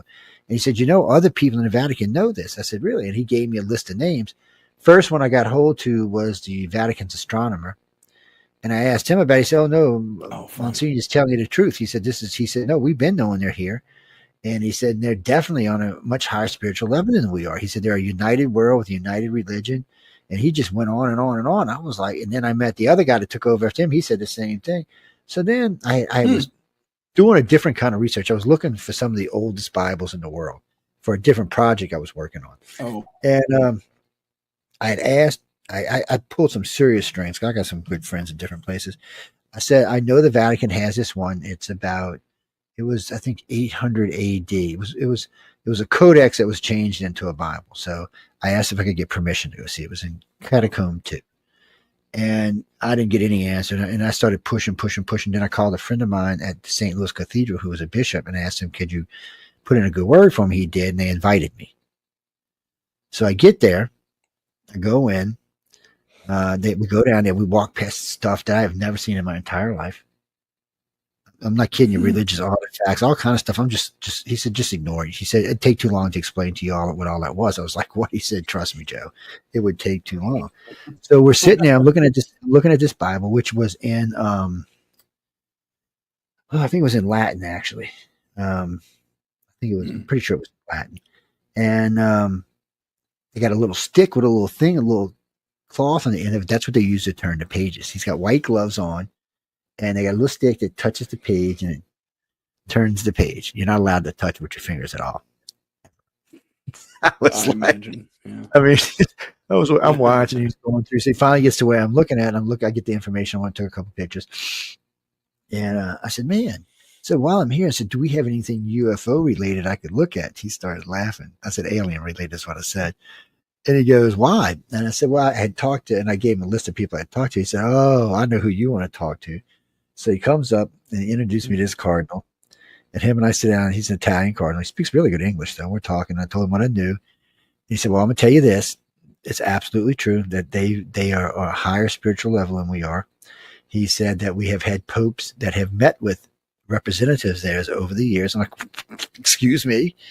And where was this at? Why aren't we talking about this? And the best part was he said, when we're through with this conversation, if you talk about this in public, I'm going to deny it utterly and completely.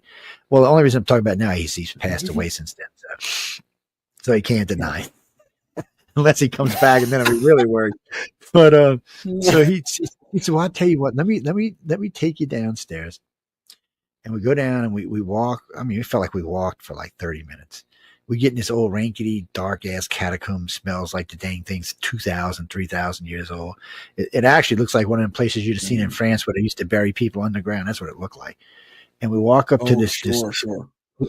We walk up to this inlet, and there's what looks to be a coffin made out of this shiny. I thought it was silver at first. And he said, no. He said, I don't know what it's made of. Nobody knows what it's made of. He said, we've tried to have it analyzed. Nobody knows what it's made of. She said, try to touch it. He said, I said, what do you mean? He said, try to touch it. So I reached out. It would push back. So when you try to put your fingers or touch it, it would actually push back. I was like, what the hell is it? He said, this thing has been here since before the Vatican. He said, in this spot, he said, this is where we found. He said, and then one of the times he said, I forgot what pope it was, like the 7th or 8th pope, actually had managed to somehow communicate. And because you can talk to, well, they sent somebody. They still left the damn thing there, but they told him what it was. He said it was a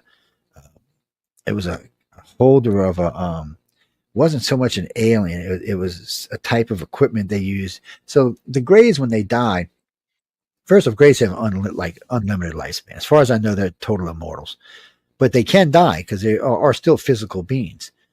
But when they die, their consciousness can be uploaded to a new body. Something our government, by the way, not just our government, other companies are working on right now in our own world. They can just upload their mind to a new consciousness. They call them husk bodies because they're not clones. There's no clone degradation there. They're using different pieces of DNA and just creating new bodies, basically. So they're not doing any kind of cloning. You're basically a new body. Every time you get uploaded, you get a new body, and that's just the way they work. And it seems to work for all of them. And it seems like the reptilians and humans have actually got it as well. And I remember in the early days, we used to get these people who would write to us about seeing rows and rows and rows of tubes with people in them on these ships. I'm like, what the hell could that possibly be for? I mean, this went on for a decade. And finally, I said, you know what? I'm going to get everybody who's seen them. I'm going to give them a question. Next time they get abducted, maybe we'll find out. Because a lot of people, when they would see them, said it looked a lot like them. They would see it. It was like looking at themselves. Sometimes they would look a little younger. Sometimes they'd look a little older.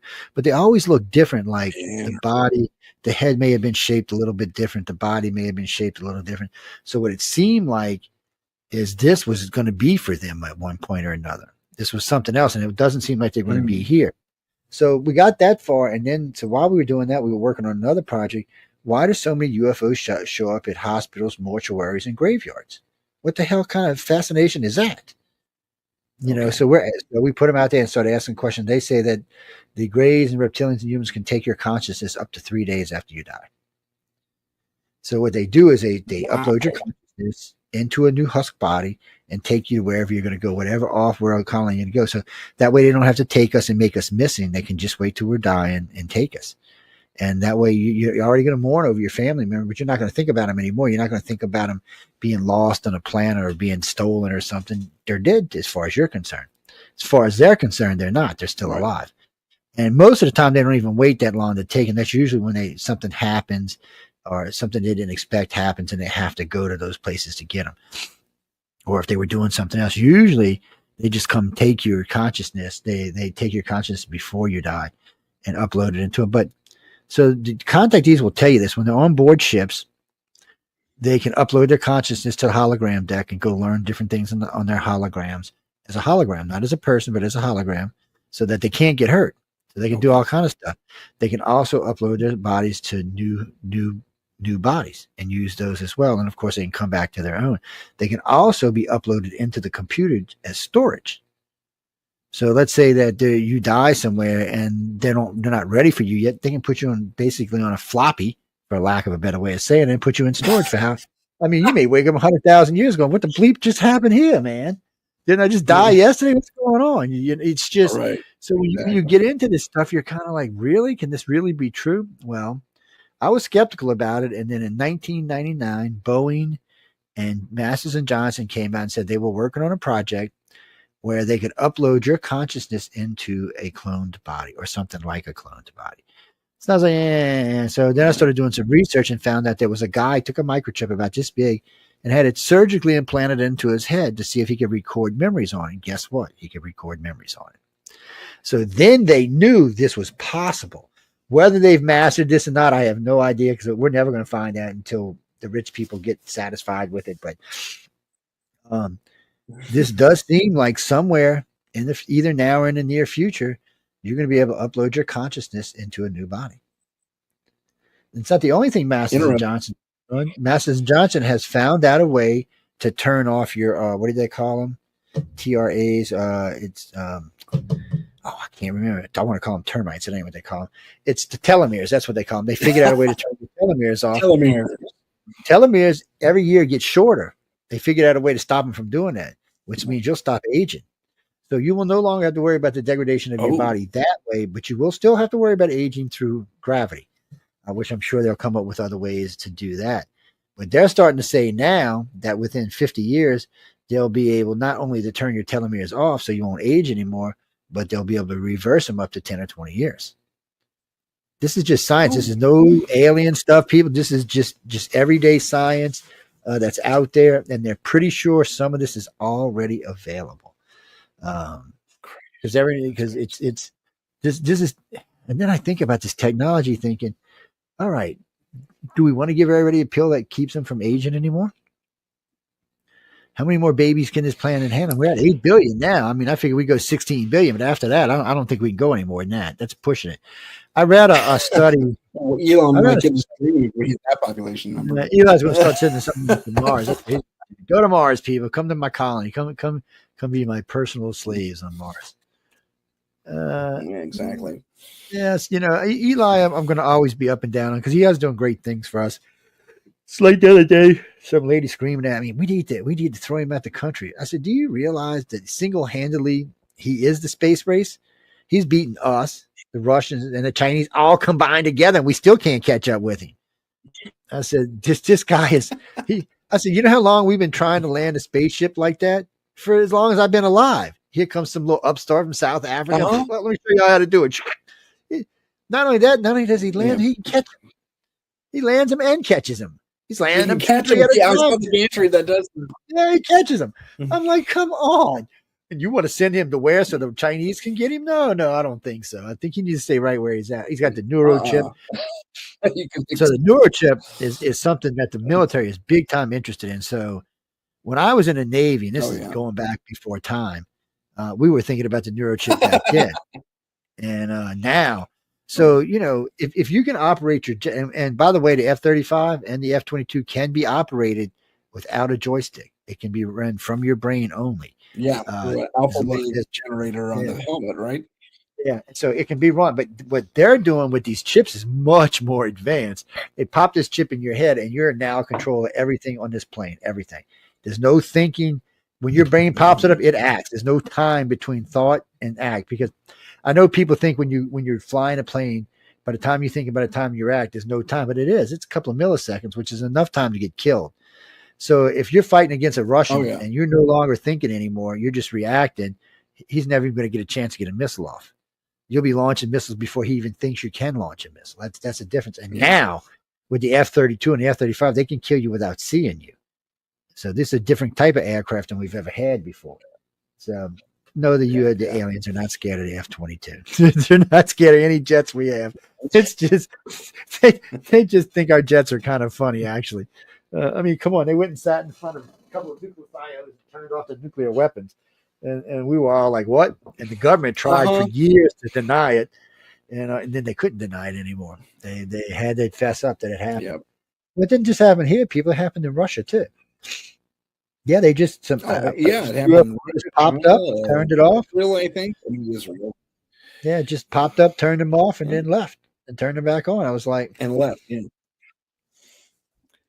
And we don't have that kind of technology. I mean, we are working on EMP to shoot things down, especially since we got drones now. So Navy started working on it about 35 years ago. These EMP things. So So like if you're running up to an aircraft carrier now, there's one in the front, one in the back. So if you're using drones, they're just going to turn them on. Your drone's just going to fall out the sky. Well, trying to put shielding on a drone is going to be tough because what makes drones so good is they're lightweight. You know, if you start adding all that weight on there to protect them, the battery life is not going to be that good. So you're going to have to think about that. Have you heard about the adaptation of hydrogen batteries for those things? Yeah, I've heard about that. I've heard of a couple of new things that are coming out that's been interesting because they were talking about hydro batteries for cars, and then they were just talking about just running pure hydrogen as fuel. Yeah, in California you can do it because there's a hydrogen highway in California. So what? And people, before you start on, it's not going to be a big bomb on every corner. I remember reading an article when I was in school. Wrong. Yeah, because when gas, yeah, I know it's totally wrong. When gasoline first came out and they were building gas stations all over the United States, everybody thought they were going to be big bombs on every gas station was going to be a giant bomb. I've never seen a gas station blow up. No, that's not how it works. I'm sure there's got to be one or two somewhere that did, but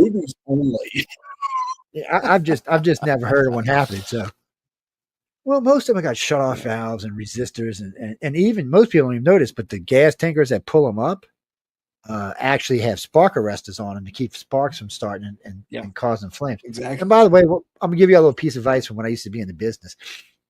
Don't get gas when someone's fueling up tanks. Just don't. Go somewhere else. And I'll tell you why. Because when they shoot the gas in there, it stirs up the bottom of the tank. So if there's any dirt or stuff in the bottom of that tank, it's now floating around with the gas mixture. So you're sucking it into your car. Always give it time to settle before you get old gas guy told me that long time ago. He said, no, don't do that, Joe. Just go somewhere else. He said, it's not good for your car.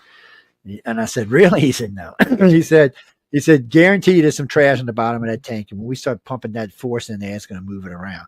I'm like, well, I'll keep that in mind. That's from being in the business way back in the day. Yeah, that's a good piece of advice. Yeah, it is. It's I was a supervisor for a company back then. Yeah, where I met a guy who, that's another thing, just to give y'all how weird my life is. So I was in the Navy, and these pilots used to always tell me about these weird things that used to happen. I wasn't into UFOs back then. I was like, these guys are crazy, no UFOs out there. And they go on and on and on, telling me about all this shit they seen, stuff blowing by and tilting the planes over. So I said, dude, you're in crack. There's none of that going on. And I worked on 4 different carriers. My home base was the Nimitz, but I was on different ones helping out with different things because of my degrees. And it's hard to find somebody with advanced avionics and electronics, even in the Navy. We are very sought after in the service. Nice. Yeah, it is. And it's matter of fact, they had to give me a promotion. Well, just real quick story. When I joined Special Forces. I joined in the Navy. And while I was in boot camp, they put me in Special Forces. And I was like, oh, okay. So I was in Special Forces at 18 or 20 months. But while I was in there, I was going to tech school as well for my degrees in electronics and avionics. And while I was there, my captain in charge said, oh, no, you're going to after. I said, what the hell is after? He said, it's advanced avionics electronics. He said, that way you can get your bachelor's when you get out the Navy. I was like, oh, okay, cool. So I went and took all those courses. So anyway, I'm on the Nimitz waiting to be deployed somewhere because of Special Forces. So they made me a plane captain. Plane captain. If you ever see the guy out there doing this and launching the jets, that was my job. I was on the flight deck all day long, and I used to love it. It was a great job. Scary as hell, fun as hell, dangerous as hell, but it was a great job. And I was in charge of the whole. Even the pilots had to listen to me. If you were on that deck, it doesn't matter where you were. Even if it's a captain came down, he had to listen to me. You on that deck belonged to me, or any plane captain that was working that deck belonged to them. You don't mess with them. They'll have your ass tossed off the side of the ship. So you just listen to what you're told. I loved it. It was a great job. So I still remember this.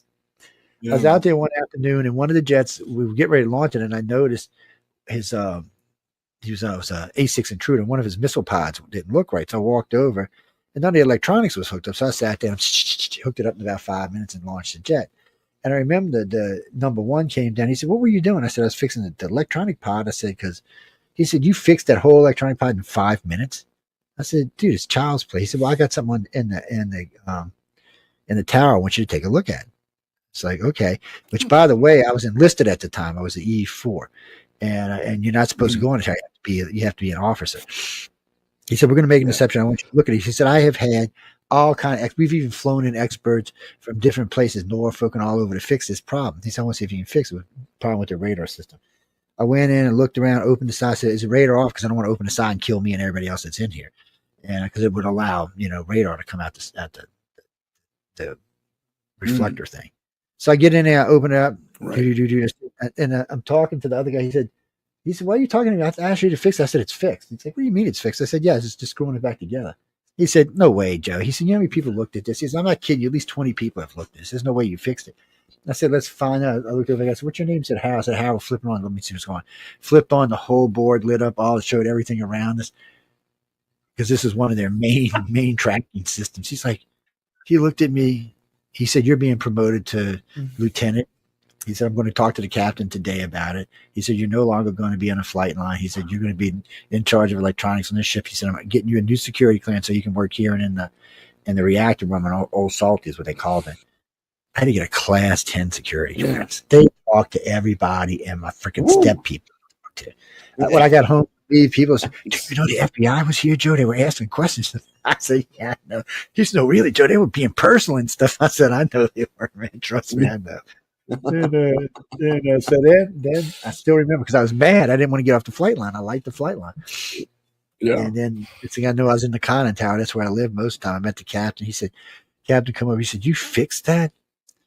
He said, "Yeah, I'm promoting you, no problem. Don't even worry." Because I got a big raise with it too. Because we always got hazardous pay, so for being in the carrier. And he hooked me up good. I was happy with the money. I was happy. And he said, "Okay, if anything goes wrong, I'm looking for you." And we're sitting out there one day. Everything in the carrier's working great. I trained these 3 other guys. We had a real good crew running now. So this is a weird story, but when we have tenders that come alongside to refuel and bring us jet fuel and bring us other food because we got nuclear power, so we don't have to worry about that. So I'm sitting out there one day, say, "Oh, I need you to go over there and fix this on this ship for them. They can't get it fixed." So I'm thinking I'm going over to tender. I look down, there's a submarine nestled in between us. Couldn't see him from above, man. His nuclear carrier sub just parked in there. This is one of the ones carrying nuclear ballistic missiles. I was like, "And you want me to do what?" He said, "You get down there and talk to the captain."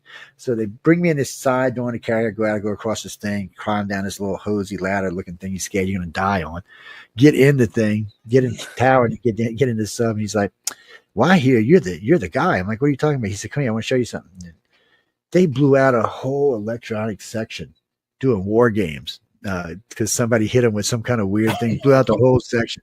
He said, "Oh, it must have been a UFO." I was like, "What?" Just started laughing. So I go over there and working on it. I said, "You got 2 guys I could use to get stuff for me and retrieve stuff for me?" He said, "Yeah, sure." So an hour later, I'm going back to the ship. He said, "Oh, when you coming back?" I said, "I'm done." He said, "What do you mean you're done?" I said, "I'm done." He said, "No." He said, "Well, you're staying right here." He said, "I'm calling your captain right now." He said, "I called the captain." He said, "You're staying right here until we take this ship out. I'll bring you back." Actually, they had a helicopter come get me, but so we dive, we go off. I'm sitting there. He wouldn't even let me off the conning tower. We're cruising along. He turns on all of his systems. He starts tracking stuff. He goes because we were with the fleet. He's tracking everything. He's marking. It's telling what it was, telling speeds. He said, "You want to transfer?" I said, "Dude, I want to be on a submarine. I'm sorry." I said, "I hear y'all eat good.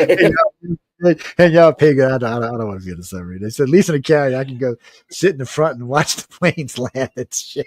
Right. He said, "Look, I'll get you promoted to lieutenant commander." He said, "You'll get a big raise." He said, "You'll have lots of power." He said, "One day you could even make captain a lot faster." Like, no. I said, "I don't plan on being in the Navy all that time to start off with." So I didn't join to be a lifer, my friend. And he tried everything. He called me. Thanks for doing that, sir. He was on the phone with my captain saying, "And what do I need to give you to keep him?" He said, "You're not getting him." They were so upset when I left to get out. They offered me all kind of re-up bonus and all kind of stuff to stay. I said, "Guys, I didn't come here for that." I said, "I came for the free education and to learn a bunch of stuff," which I did, and go home. And after it was like 5 years, I was like, I'm ready to go. And he's like, "Well, you ever want to come back? You let me know." He said, "I'll get you promoted." Yeah, I'll get you promoted before you even get in. I'll get you bonus and promoted before you get in. And I was like, but getting back to what I was talking about before I got off on a rant, these people used to always tell me about these UFO sightings. Well, when I got out of the Navy, I got a job. I was bored. I was driving an ice cream truck. Well, all these degrees, I was driving an ice cream truck. I'm not kidding you. So people used to just come up and just tell me about alien, just out of the blue, would just tell me about how they were taken by alien. I was thinking, oh, these people are crazy. And then one day I go to my dentist office, who I've been knowing for, I don't know, 15 years. I'm getting some work done. She starts telling me about this weird experience she's been having at night. I'm like, what? So then I said, okay. I said, something's weird going on. I had applied for some other jobs that had come through, so I'd changed jobs. And I was working in a store as a manager. I got hired as a supervisor, but you got to work in the stores for X amount of time as a GM before they let you be a supervisor. So I'm not telling you, once a day somebody was coming in and telling me about the freaking alien abduction. It was just weird. So then I meet my wife. This was in Louisiana, in New Orleans of all places. I was working for I was working for Easy Serve. Actually, they had hired me as a supervisor, and I was working as a manager until you got promoted. And then I meet my wife, and we get to talking one day, and she's telling me, people tell me that all the time. What are you talking about? So we're in a store one day. She's working the same company I am. We're in a store one day. We're both at the front counter waiting on the VP to come in. And this woman comes up and just starts telling us about how she was taken by aliens and how this, that, and the other thing. So by this time, between the people I'd met in the stores and personal friends of mine who had told me this had happened to them and coworkers and stuff, I'm thinking, okay, this must be some kind of disease going on, some kind of weird, something that's causing people to see these weird anomalies and stuff. So I started doing investigation. And at the time, I really thought these people were Fruit Loops. I'm not even going to lie to you. I'm thinking, no doubt, man. So the problem is, the more research I did, the more questions I had. By 5 years into it, I was working with Walt Andrews at the time, and he really took a big liking to myself and my wife, and we were research experts, actually, for him. Research analyst experts is what they called us. And he's like, Joe, people are just attracted to y'all like magnets. He said, anywhere I send y'all, anywhere I go, somebody's got to come up and tell you that they've been. So I'm like, well, I don't know, because even today, just the other day, just before it started snowing down here, I was at the local grocery store stocking up, and I'm talking to this lady, and she starts telling me about her alien abduction. Now, in all fairness, she's probably seen me on Ancient Aliens or heard me on Coast to Coast or something like that. But still, she just starts telling me. She don't recognize she knows me or anything like that. She just starts telling me, yeah, I see these weird lights at night, and then all of a sudden, my clock's not right. Sometimes I got extra time. Sometimes I got missing time. She said, I don't know what to think about this. And she goes off into it. And I said, well, look, go to iCarClocks.net, write me, and I'll get an investigator to get in touch with you. But it's just so weird. It's like when we lost 11 days. We weren't going on, and we had no plans of doing any kind of research. We decided we'd been working our asses off. Really working a lot. We were putting in 12, 14 hours a day, 7 days a week. So we took off 2 weeks. And 12 of those days we planned on spending in Gulf Breeze, Florida, or Navarre Beach, Florida. We get in the car, we drive down there. First day we check into the Dunes Hotel. Who's there? Unsolved Mysteries. I'm like, what are y'all doing here? The guy's like, oh, we're going to look at this UFO tonight. I'm like, what? I'm like, yeah, this UFO tonight. So I said, all right. So I said, we're here. We might as well go. We get out on the fishing bridge we're sitting there, and there's 500-600 people, and the police chief's there, the mayor's there. Hell, the lieutenant governor was there. There's all kind of people there, and everybody's got cameras with them. So this is really kind of before the cell phone we have today. This is more the pager and the big cell phone that was in your car, but everybody's got a camera on them. So I'm standing there, and I look out to the bay, and I see this green thing. I said, what's that? It's out in the water. It's like glowing under the water. I said, what the hell is that? So other people were watching, and it's cruising. It lines itself up with the channel, so it could go under the bridge. So it comes by, it gets close to where we were by the fishing bridge. It goes under the dual bridges, the new car bridges they had just built. Went under those two, went out under the railroad trestle and stopped. And then it just lifted out the water like this. And as it lifted out the water, there was it was stuff running off the sides, which I thought it was water at first, but then you notice it was like golden globs of something just dropping off into the water and disappearing. Everyone's seen it. So people out there snapping pictures. Nobody got any pictures, by the way. Some with a UFO, if it's closer than a quarter mile, you're not getting a picture. It does something to the camera. It makes, like when one time I had a digital watch on, it made it run backwards. My Chronic watch, it made all the dials go in different directions. It was just weird. I don't know if it's intentional or if it's just something to do with the drive systems. I've taken pictures up to a mile away and they'll be kind of blurry. But after that, we got one picture that we took of this one in the desert. It was about 2.5 miles. And that picture came out pretty good. And you could see what got our attention was you seen something off in the distance and you seen dirt going up and down between it and the ground. Something, maybe it's a big helicopter. And the closer it got, I know what you mean. yeah. So the closer it got, the more you realize it was not a plane. It was not a helicopter. It was too low. And the area of dirt that was being kicked up and down was like a half a mile. So I was like, I don't know what this. So we got a couple of pictures, and then we started to notice it was coming closer to us. I said, I don't know. Maybe we should not be here when it gets here. And so we hopped back in the car and hauled ass. And some other people seen it, and then some other people disappeared. So it's probably a good thing we didn't stay. But you get pictures like those. But it is weird that some things seem that, you're not, if you're ever real close to one, you're not going to get a picture of it. You can be right underneath and go, all you want, it's not going to come out. Unless they do something that allows you, it's just not going to happen. And frankly, from the research I've done, I'm not even sure if everybody can see an alien craft. So it's always been weird to me that. So think of it this way: Lynn Katai is a friend of mine. She's a matter of fact, we were both Aquarians, and she wished me birthday yesterday. That's what got me thinking about it. So she was in Arizona for the Phoenix Lights, up on the side of the mountain, watching the Phoenix Lights. So I got a question for you. What is it? About 1.5 million people live in Arizona or live in Phoenix. Why did only 16,000 people see this thing that lasted for hours? I mean, the Phoenix Lights went on for hours. Not only that, there was news reporting it, and people were going outside and still not seeing it. Why? There's got to be a reason. So here's another one for you. Mexico City, 1999, I believe, or 1998. This thing stayed there for 20 hours. It was probably half the size of the city. It looks like something out of a movie. A bunch of people seen it. Over 1 million people made reports. The local mayor seen it. The local police chief seen it. A bunch of other people seen it. A bunch of religious people seen it. A bunch of pastors seen it.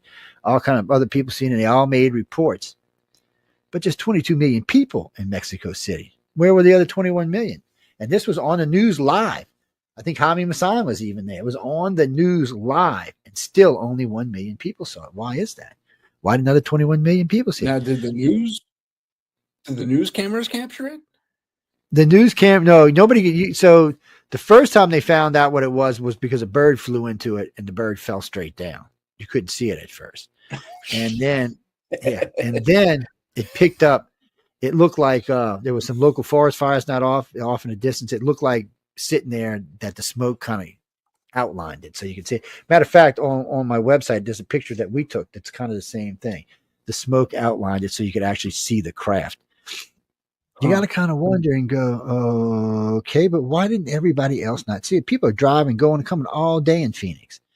You go to Belgium triangles. Military was dispatched to look at the Belgium triangles. Half the pilots seen it, half the pilots didn't. This thing flew over a big city, 160,000 people in it. 5,000 people made a report. Nobody else saw it. We have literally tons of these sightings. New York City, one of my favorite ones. One of the ambassadors to the UN, him and his two Secret Service guards are getting out of the car. They look up, and there's a lady being taken out of her window by a UFO. It's a fairly famous case. And eventually, I think all three of them went wacky. No one else in a city of 8 million saw this happen. No one. And he said, the ambassador said, along one of the Secret Service guys said, there were people looking to see what we were looking at, and they weren't seeing it. Why? It's interesting you mentioned that because I have a story that relates to that. I was in the Air Force, ROTC. I didn't go that far in the program, but I did do a tour of a few bases. We're exploring different things, different aspects of where we wanted to go in our careers. And so our CEO took us to different bases. Anyway, I'm at Vandenberg, and I hear this great story where these two SPs, they're just walking, doing their tour. They're at the far end of one of the longer supersonic runways. And there's a series of buildings there, like an auxiliary control tower and some warehouses and some other stuff. There's some buildings there. So they're doing tour, sorry, not their tour. They're walking their beat basically, and they say they get to a certain point, and above this little auxiliary tower thing with the attached warehouse, they see this massive ship. And the funny thing was, it didn't really come into their view until they were almost right under it. It's like they walked into a field of, beyond this field of obstruction. They walked past it, and suddenly they were able to see it. So that could be some sort of odd cloaking technology that they have. They could disrupt the visual field. Could be cloaking. Well, you're saying that. Think about Rendlesham. It's the same thing that happened to Rendlesham. Rendlesham, great example. Yes, it's one of those things. I'm gonna hold on. Let me see if I can pull this up for us, and we'll do it this way. But, so what we I thought cloaking. I thought this, but it's just, well, how can it be cloaking that's affecting this one and not that one, or this one and not that one? And then I figured it out. So I don't think you can see a UFO unless you've been taken by a UFO. I think it's some kind of thing. Once you've been through the field, the shield, or whatever it is, I think it gives you the ability to see them. Not always, but a lot of times you can see them. I don't think if you haven't, I don't think you have, because there's too many times. Not just that. I mean, there's been groups of people out UFO watching, and 5 will see it, and the other 25 won't. Well, those 5 happen to be contactees. The other 25 aren't.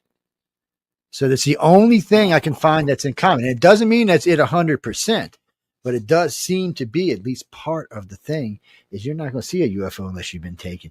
And think about the pilots in World War II seeing the Foo Fighters. Lots of pilots seeing the Foo Fighters, but lots of pilots in the same fighter group didn't. Matter of fact, one guy was arguing with one of his captains because the thing kept buzzing some of the planes and causing problems. Those planes were seeing it, but the planes on the side and in front didn't see him. And they were telling the guys, y'all crazy. There's nothing there. And the guy's like, oh, no, there's something there. Right. I don't know what you're talking about, dude, but there's something there. And it's insane when you look at some of the stuff that's is this the one I'm looking for? Yeah, I think this is it. It's let's see, let's put it up there right quick. And let's go. I lost the whole damn window. There it is. Let's open up the whole window and go back over here by you. Okay, so you see this picture? Wait, is this the one? If you notice, this was taken at a power plant in Blunt Island, Florida.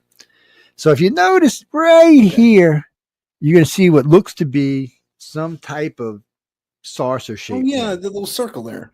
You see it right there. So wait, let me go. So we're gonna make it a little better for you. And here it is. As a okay, there we go. So now you can see it better. So this is what's so weird about this. When we took this picture, by the way, no one saw this. No one. Really? But we've got rules when we're out traveling. If we pass a deep water area, certain types of military bases, certain types of national parks, and power plants, we always take pictures, and this is why. So in this picture, if you notice, you'll see this. This is very clear here. Now you can see it's big, it's round, it's oval, it's hanging right over the top of a nuclear base. So why we caught it was if you look at this tower, there's smoke coming out this tower, and it's coming all the way across and being picked up right here. Whatever this is picking this smoke up. That's why we can see this. The smoke from the tower busted this thing. It allowed it to be seen. But it gets even better than that because it's hard to see right here because I don't have it blown up. Let me see if I do it like this. Right here is a hole. There's a hole in this thing. It kind of looks like a dropostone almost. If you look at the notch right here and the hole right here, but there's a perfect hole there. Well, we didn't notice this at first, but right here is a UFO on an angle, it's tilted on an angle headed right here. So nobody saw this UFO right here for days. And then one day I was just looking, I had it on my 70-inch TV and I seen it. All by luck, It's just, here's the tower, here it is. I mean, you can tell you've got things to judge size. So this is a big power plant and you can see how big this thing is over above it. It's big, whatever it is. And then whatever this is, is probably some type of little craft coming in. But it's not that small because when you look at it next to this ring right here, it's a decent size. It's probably the size of maybe an F-22, maybe a little bit bigger. And it's on a tilt. It's headed right for this. And you can see all the smoke. If it wouldn't be for this, This little trickle of smoke this thing must have been slowly turning or something. And it drew this smoke over and it just picked it up and it covered the whole ship. And you can tell it's kind of fatter in the middle, thinner on the edges. And there's a perfect little circle right smack in the middle of it. That was taken on, I see it. Yeah, it was taken on, what was it? March of 2004 with a Canon A60, one of the very first digital cameras, people. Little Marsh Island in Florida. It's they call it Blunt Island is what they actually call it. But so, I mean, things like these, and this thing was probably there for hours. No one saw it. We just got lucky and got it on the, Now, did you actually capture it rotating as it was?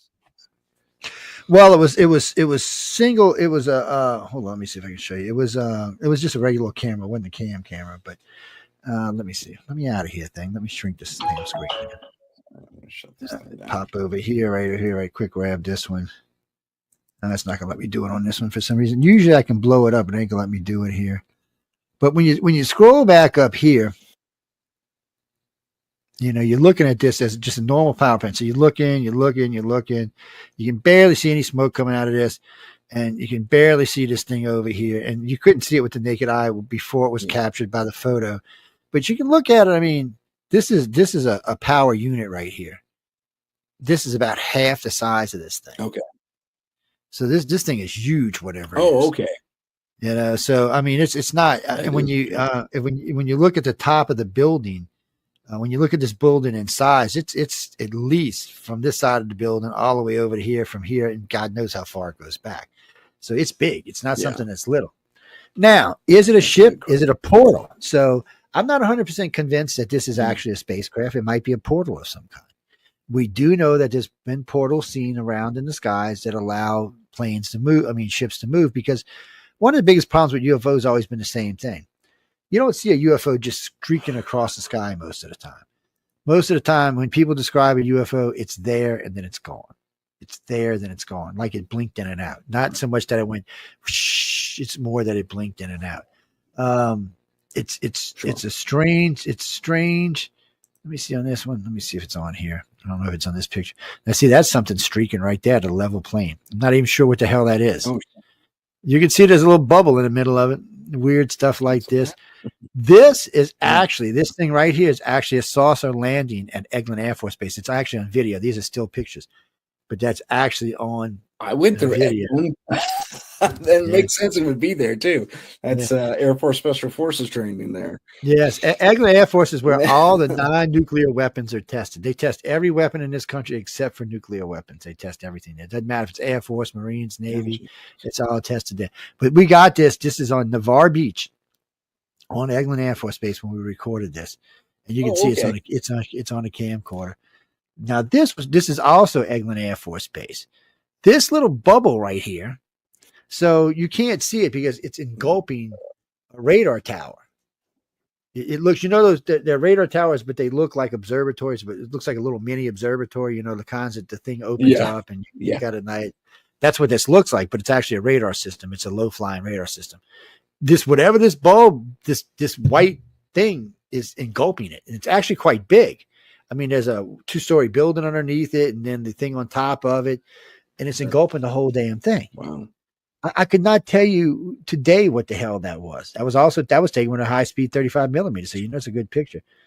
And this is what people say the aliens really look like. So, I mean, there are hundreds of these pictures on the iCar site. We made this originally for one-stop shopping. So you could go through and look at work to see what was real, what wasn't real. Things like these are just that's Ed Walters. That's another Ed Walters. Oh. It's just several pictures like that. That's on iCar1.com. We started doing that.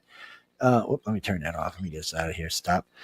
We started doing that because we wanted people to be able to look at stuff and to get ideas. So on every page, there's one fake and all the rest of them are real. We do it on every page. And because we want to see if people can tell the difference between a real UFO or a fake UFO. And so we did it that way.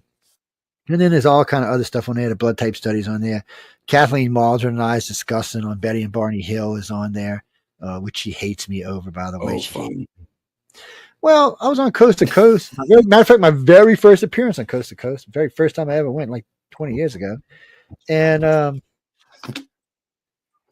George Norrie had said something to me. I said, well, I rewrote the Betty and Barney Hill story. He said, what? He said, I don't want to hear that, Jason. You're not going to change my mind about Betty and Barney Hill. I said, well, can I tell you? He said, yeah, sure, go ahead. So I went on like this 25-minute rant. And when I'm through, I said, what do you think, George? Well, he didn't even say anything. He was stunned. He was like, no, that you just rewrote the Betty and Barney. No. And I'm like, what's the matter? It's a much better one than what they were originally told, because I did my research. I didn't do like everybody else did. I actually went and did research. So this tells you how ufology field really works. We got a few minutes, so if we run over, I'm the boss. Will bite me. So when you listen to the Betty and Barney Hill case, if you really pay attention, they're in Canada first. So they're staying at a hotel in Canada. That morning, they went across the street and had breakfast at the place across the street. Now, they can't tell you the name of the hotel they stayed at or the place they had breakfast at, either one. Even though they're sitting watching the hotel from where they're sitting, they still can't tell you the name of the hotel or the place they had breakfast at. So they get in their car, they're leaving, they're coming back to the United States. They stop to ask for direction. This is classic alien abduction 101. Barney describes him as a skinny black guy. Betty describes him as a chunky little white Irish policeman. That ain't even close. I mean, it's not even in the same realm. They're not even the same color or wearing the same clothes. I mean, so when I heard that, I realized the alien abduction happened in Canada. So then I learned more stuff. Well, Barney had a colonel living in his house with him. He was also friends with two other colonels. Now, this is a mailman who's got 3 friends that are colonels. Colonels are one step away from admiral or I should say general. Yeah. So they don't just randomly hang out with anybody.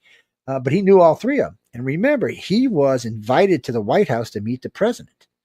This is a black man married to a white woman in the 60s and was invited to the White House to meet the president. That's something in itself.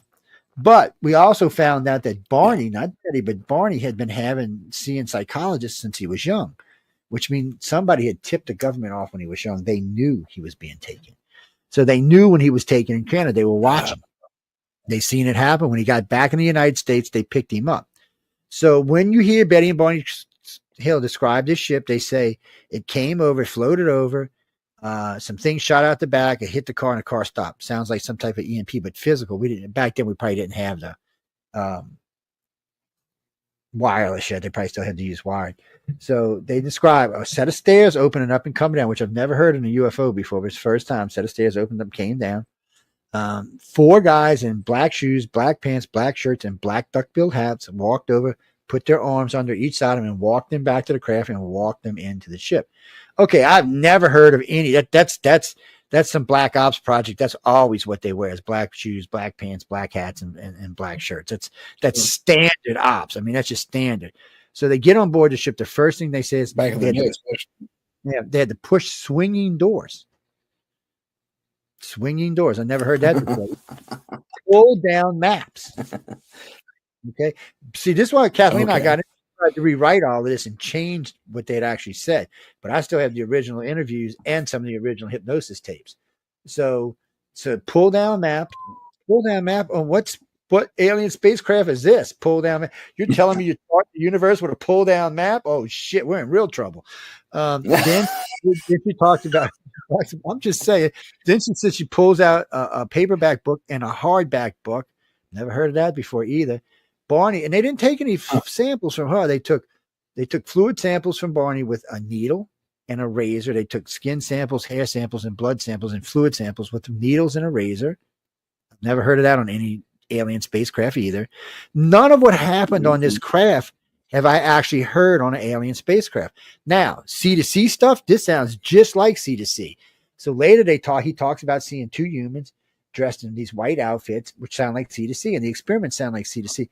Also, Travis Walton had the same experience. When he was handed off by the aliens back to the government, he talks about seeing the same things. 2 guys, or 2 people, a guy and a girl, in white outfits doing samples like that. He said they were not aliens, they were humans, and they were not telepathic, they were humans.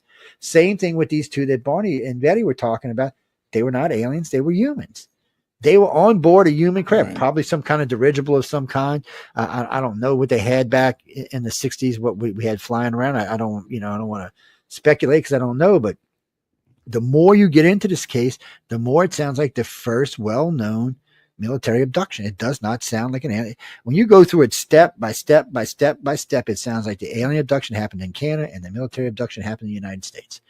And I noticed that Stan Freeman didn't like it. He got really mad at me. He's like, Joe, I was like, dude, I'm telling you, it's what happened. And Kathleen admitted that later on they were military abducted, but that one wasn't. I said, Kathleen, that was the military abduction. That's where it started at. I said, they knew. And she was mad more because I said that Betty wasn't a contactee, that Barney was the contactee. Because anytime you heard him describe this, Betty was never having. And then when they were under hypnosis, Barney was the one having the screaming mammy. Man, if you ever listen to them tapes, you have no doubt that he's seen something. Yeah, sure. Yeah. But Barney, not Betty. Betty didn't have any of that. None of that happened to Betty. And then Betty describes her. Isn't she? Yeah, it was pretty calm. Betty describes her dress, and then they had her dress tested 40 years later. That don't count. And then they said things about the circles on the back of the trunk. Well, it sounds like they hit it with some type of magnetic thing that grabbed the trunk, shot a beam down to the trunk by electricity or something, and killed the car.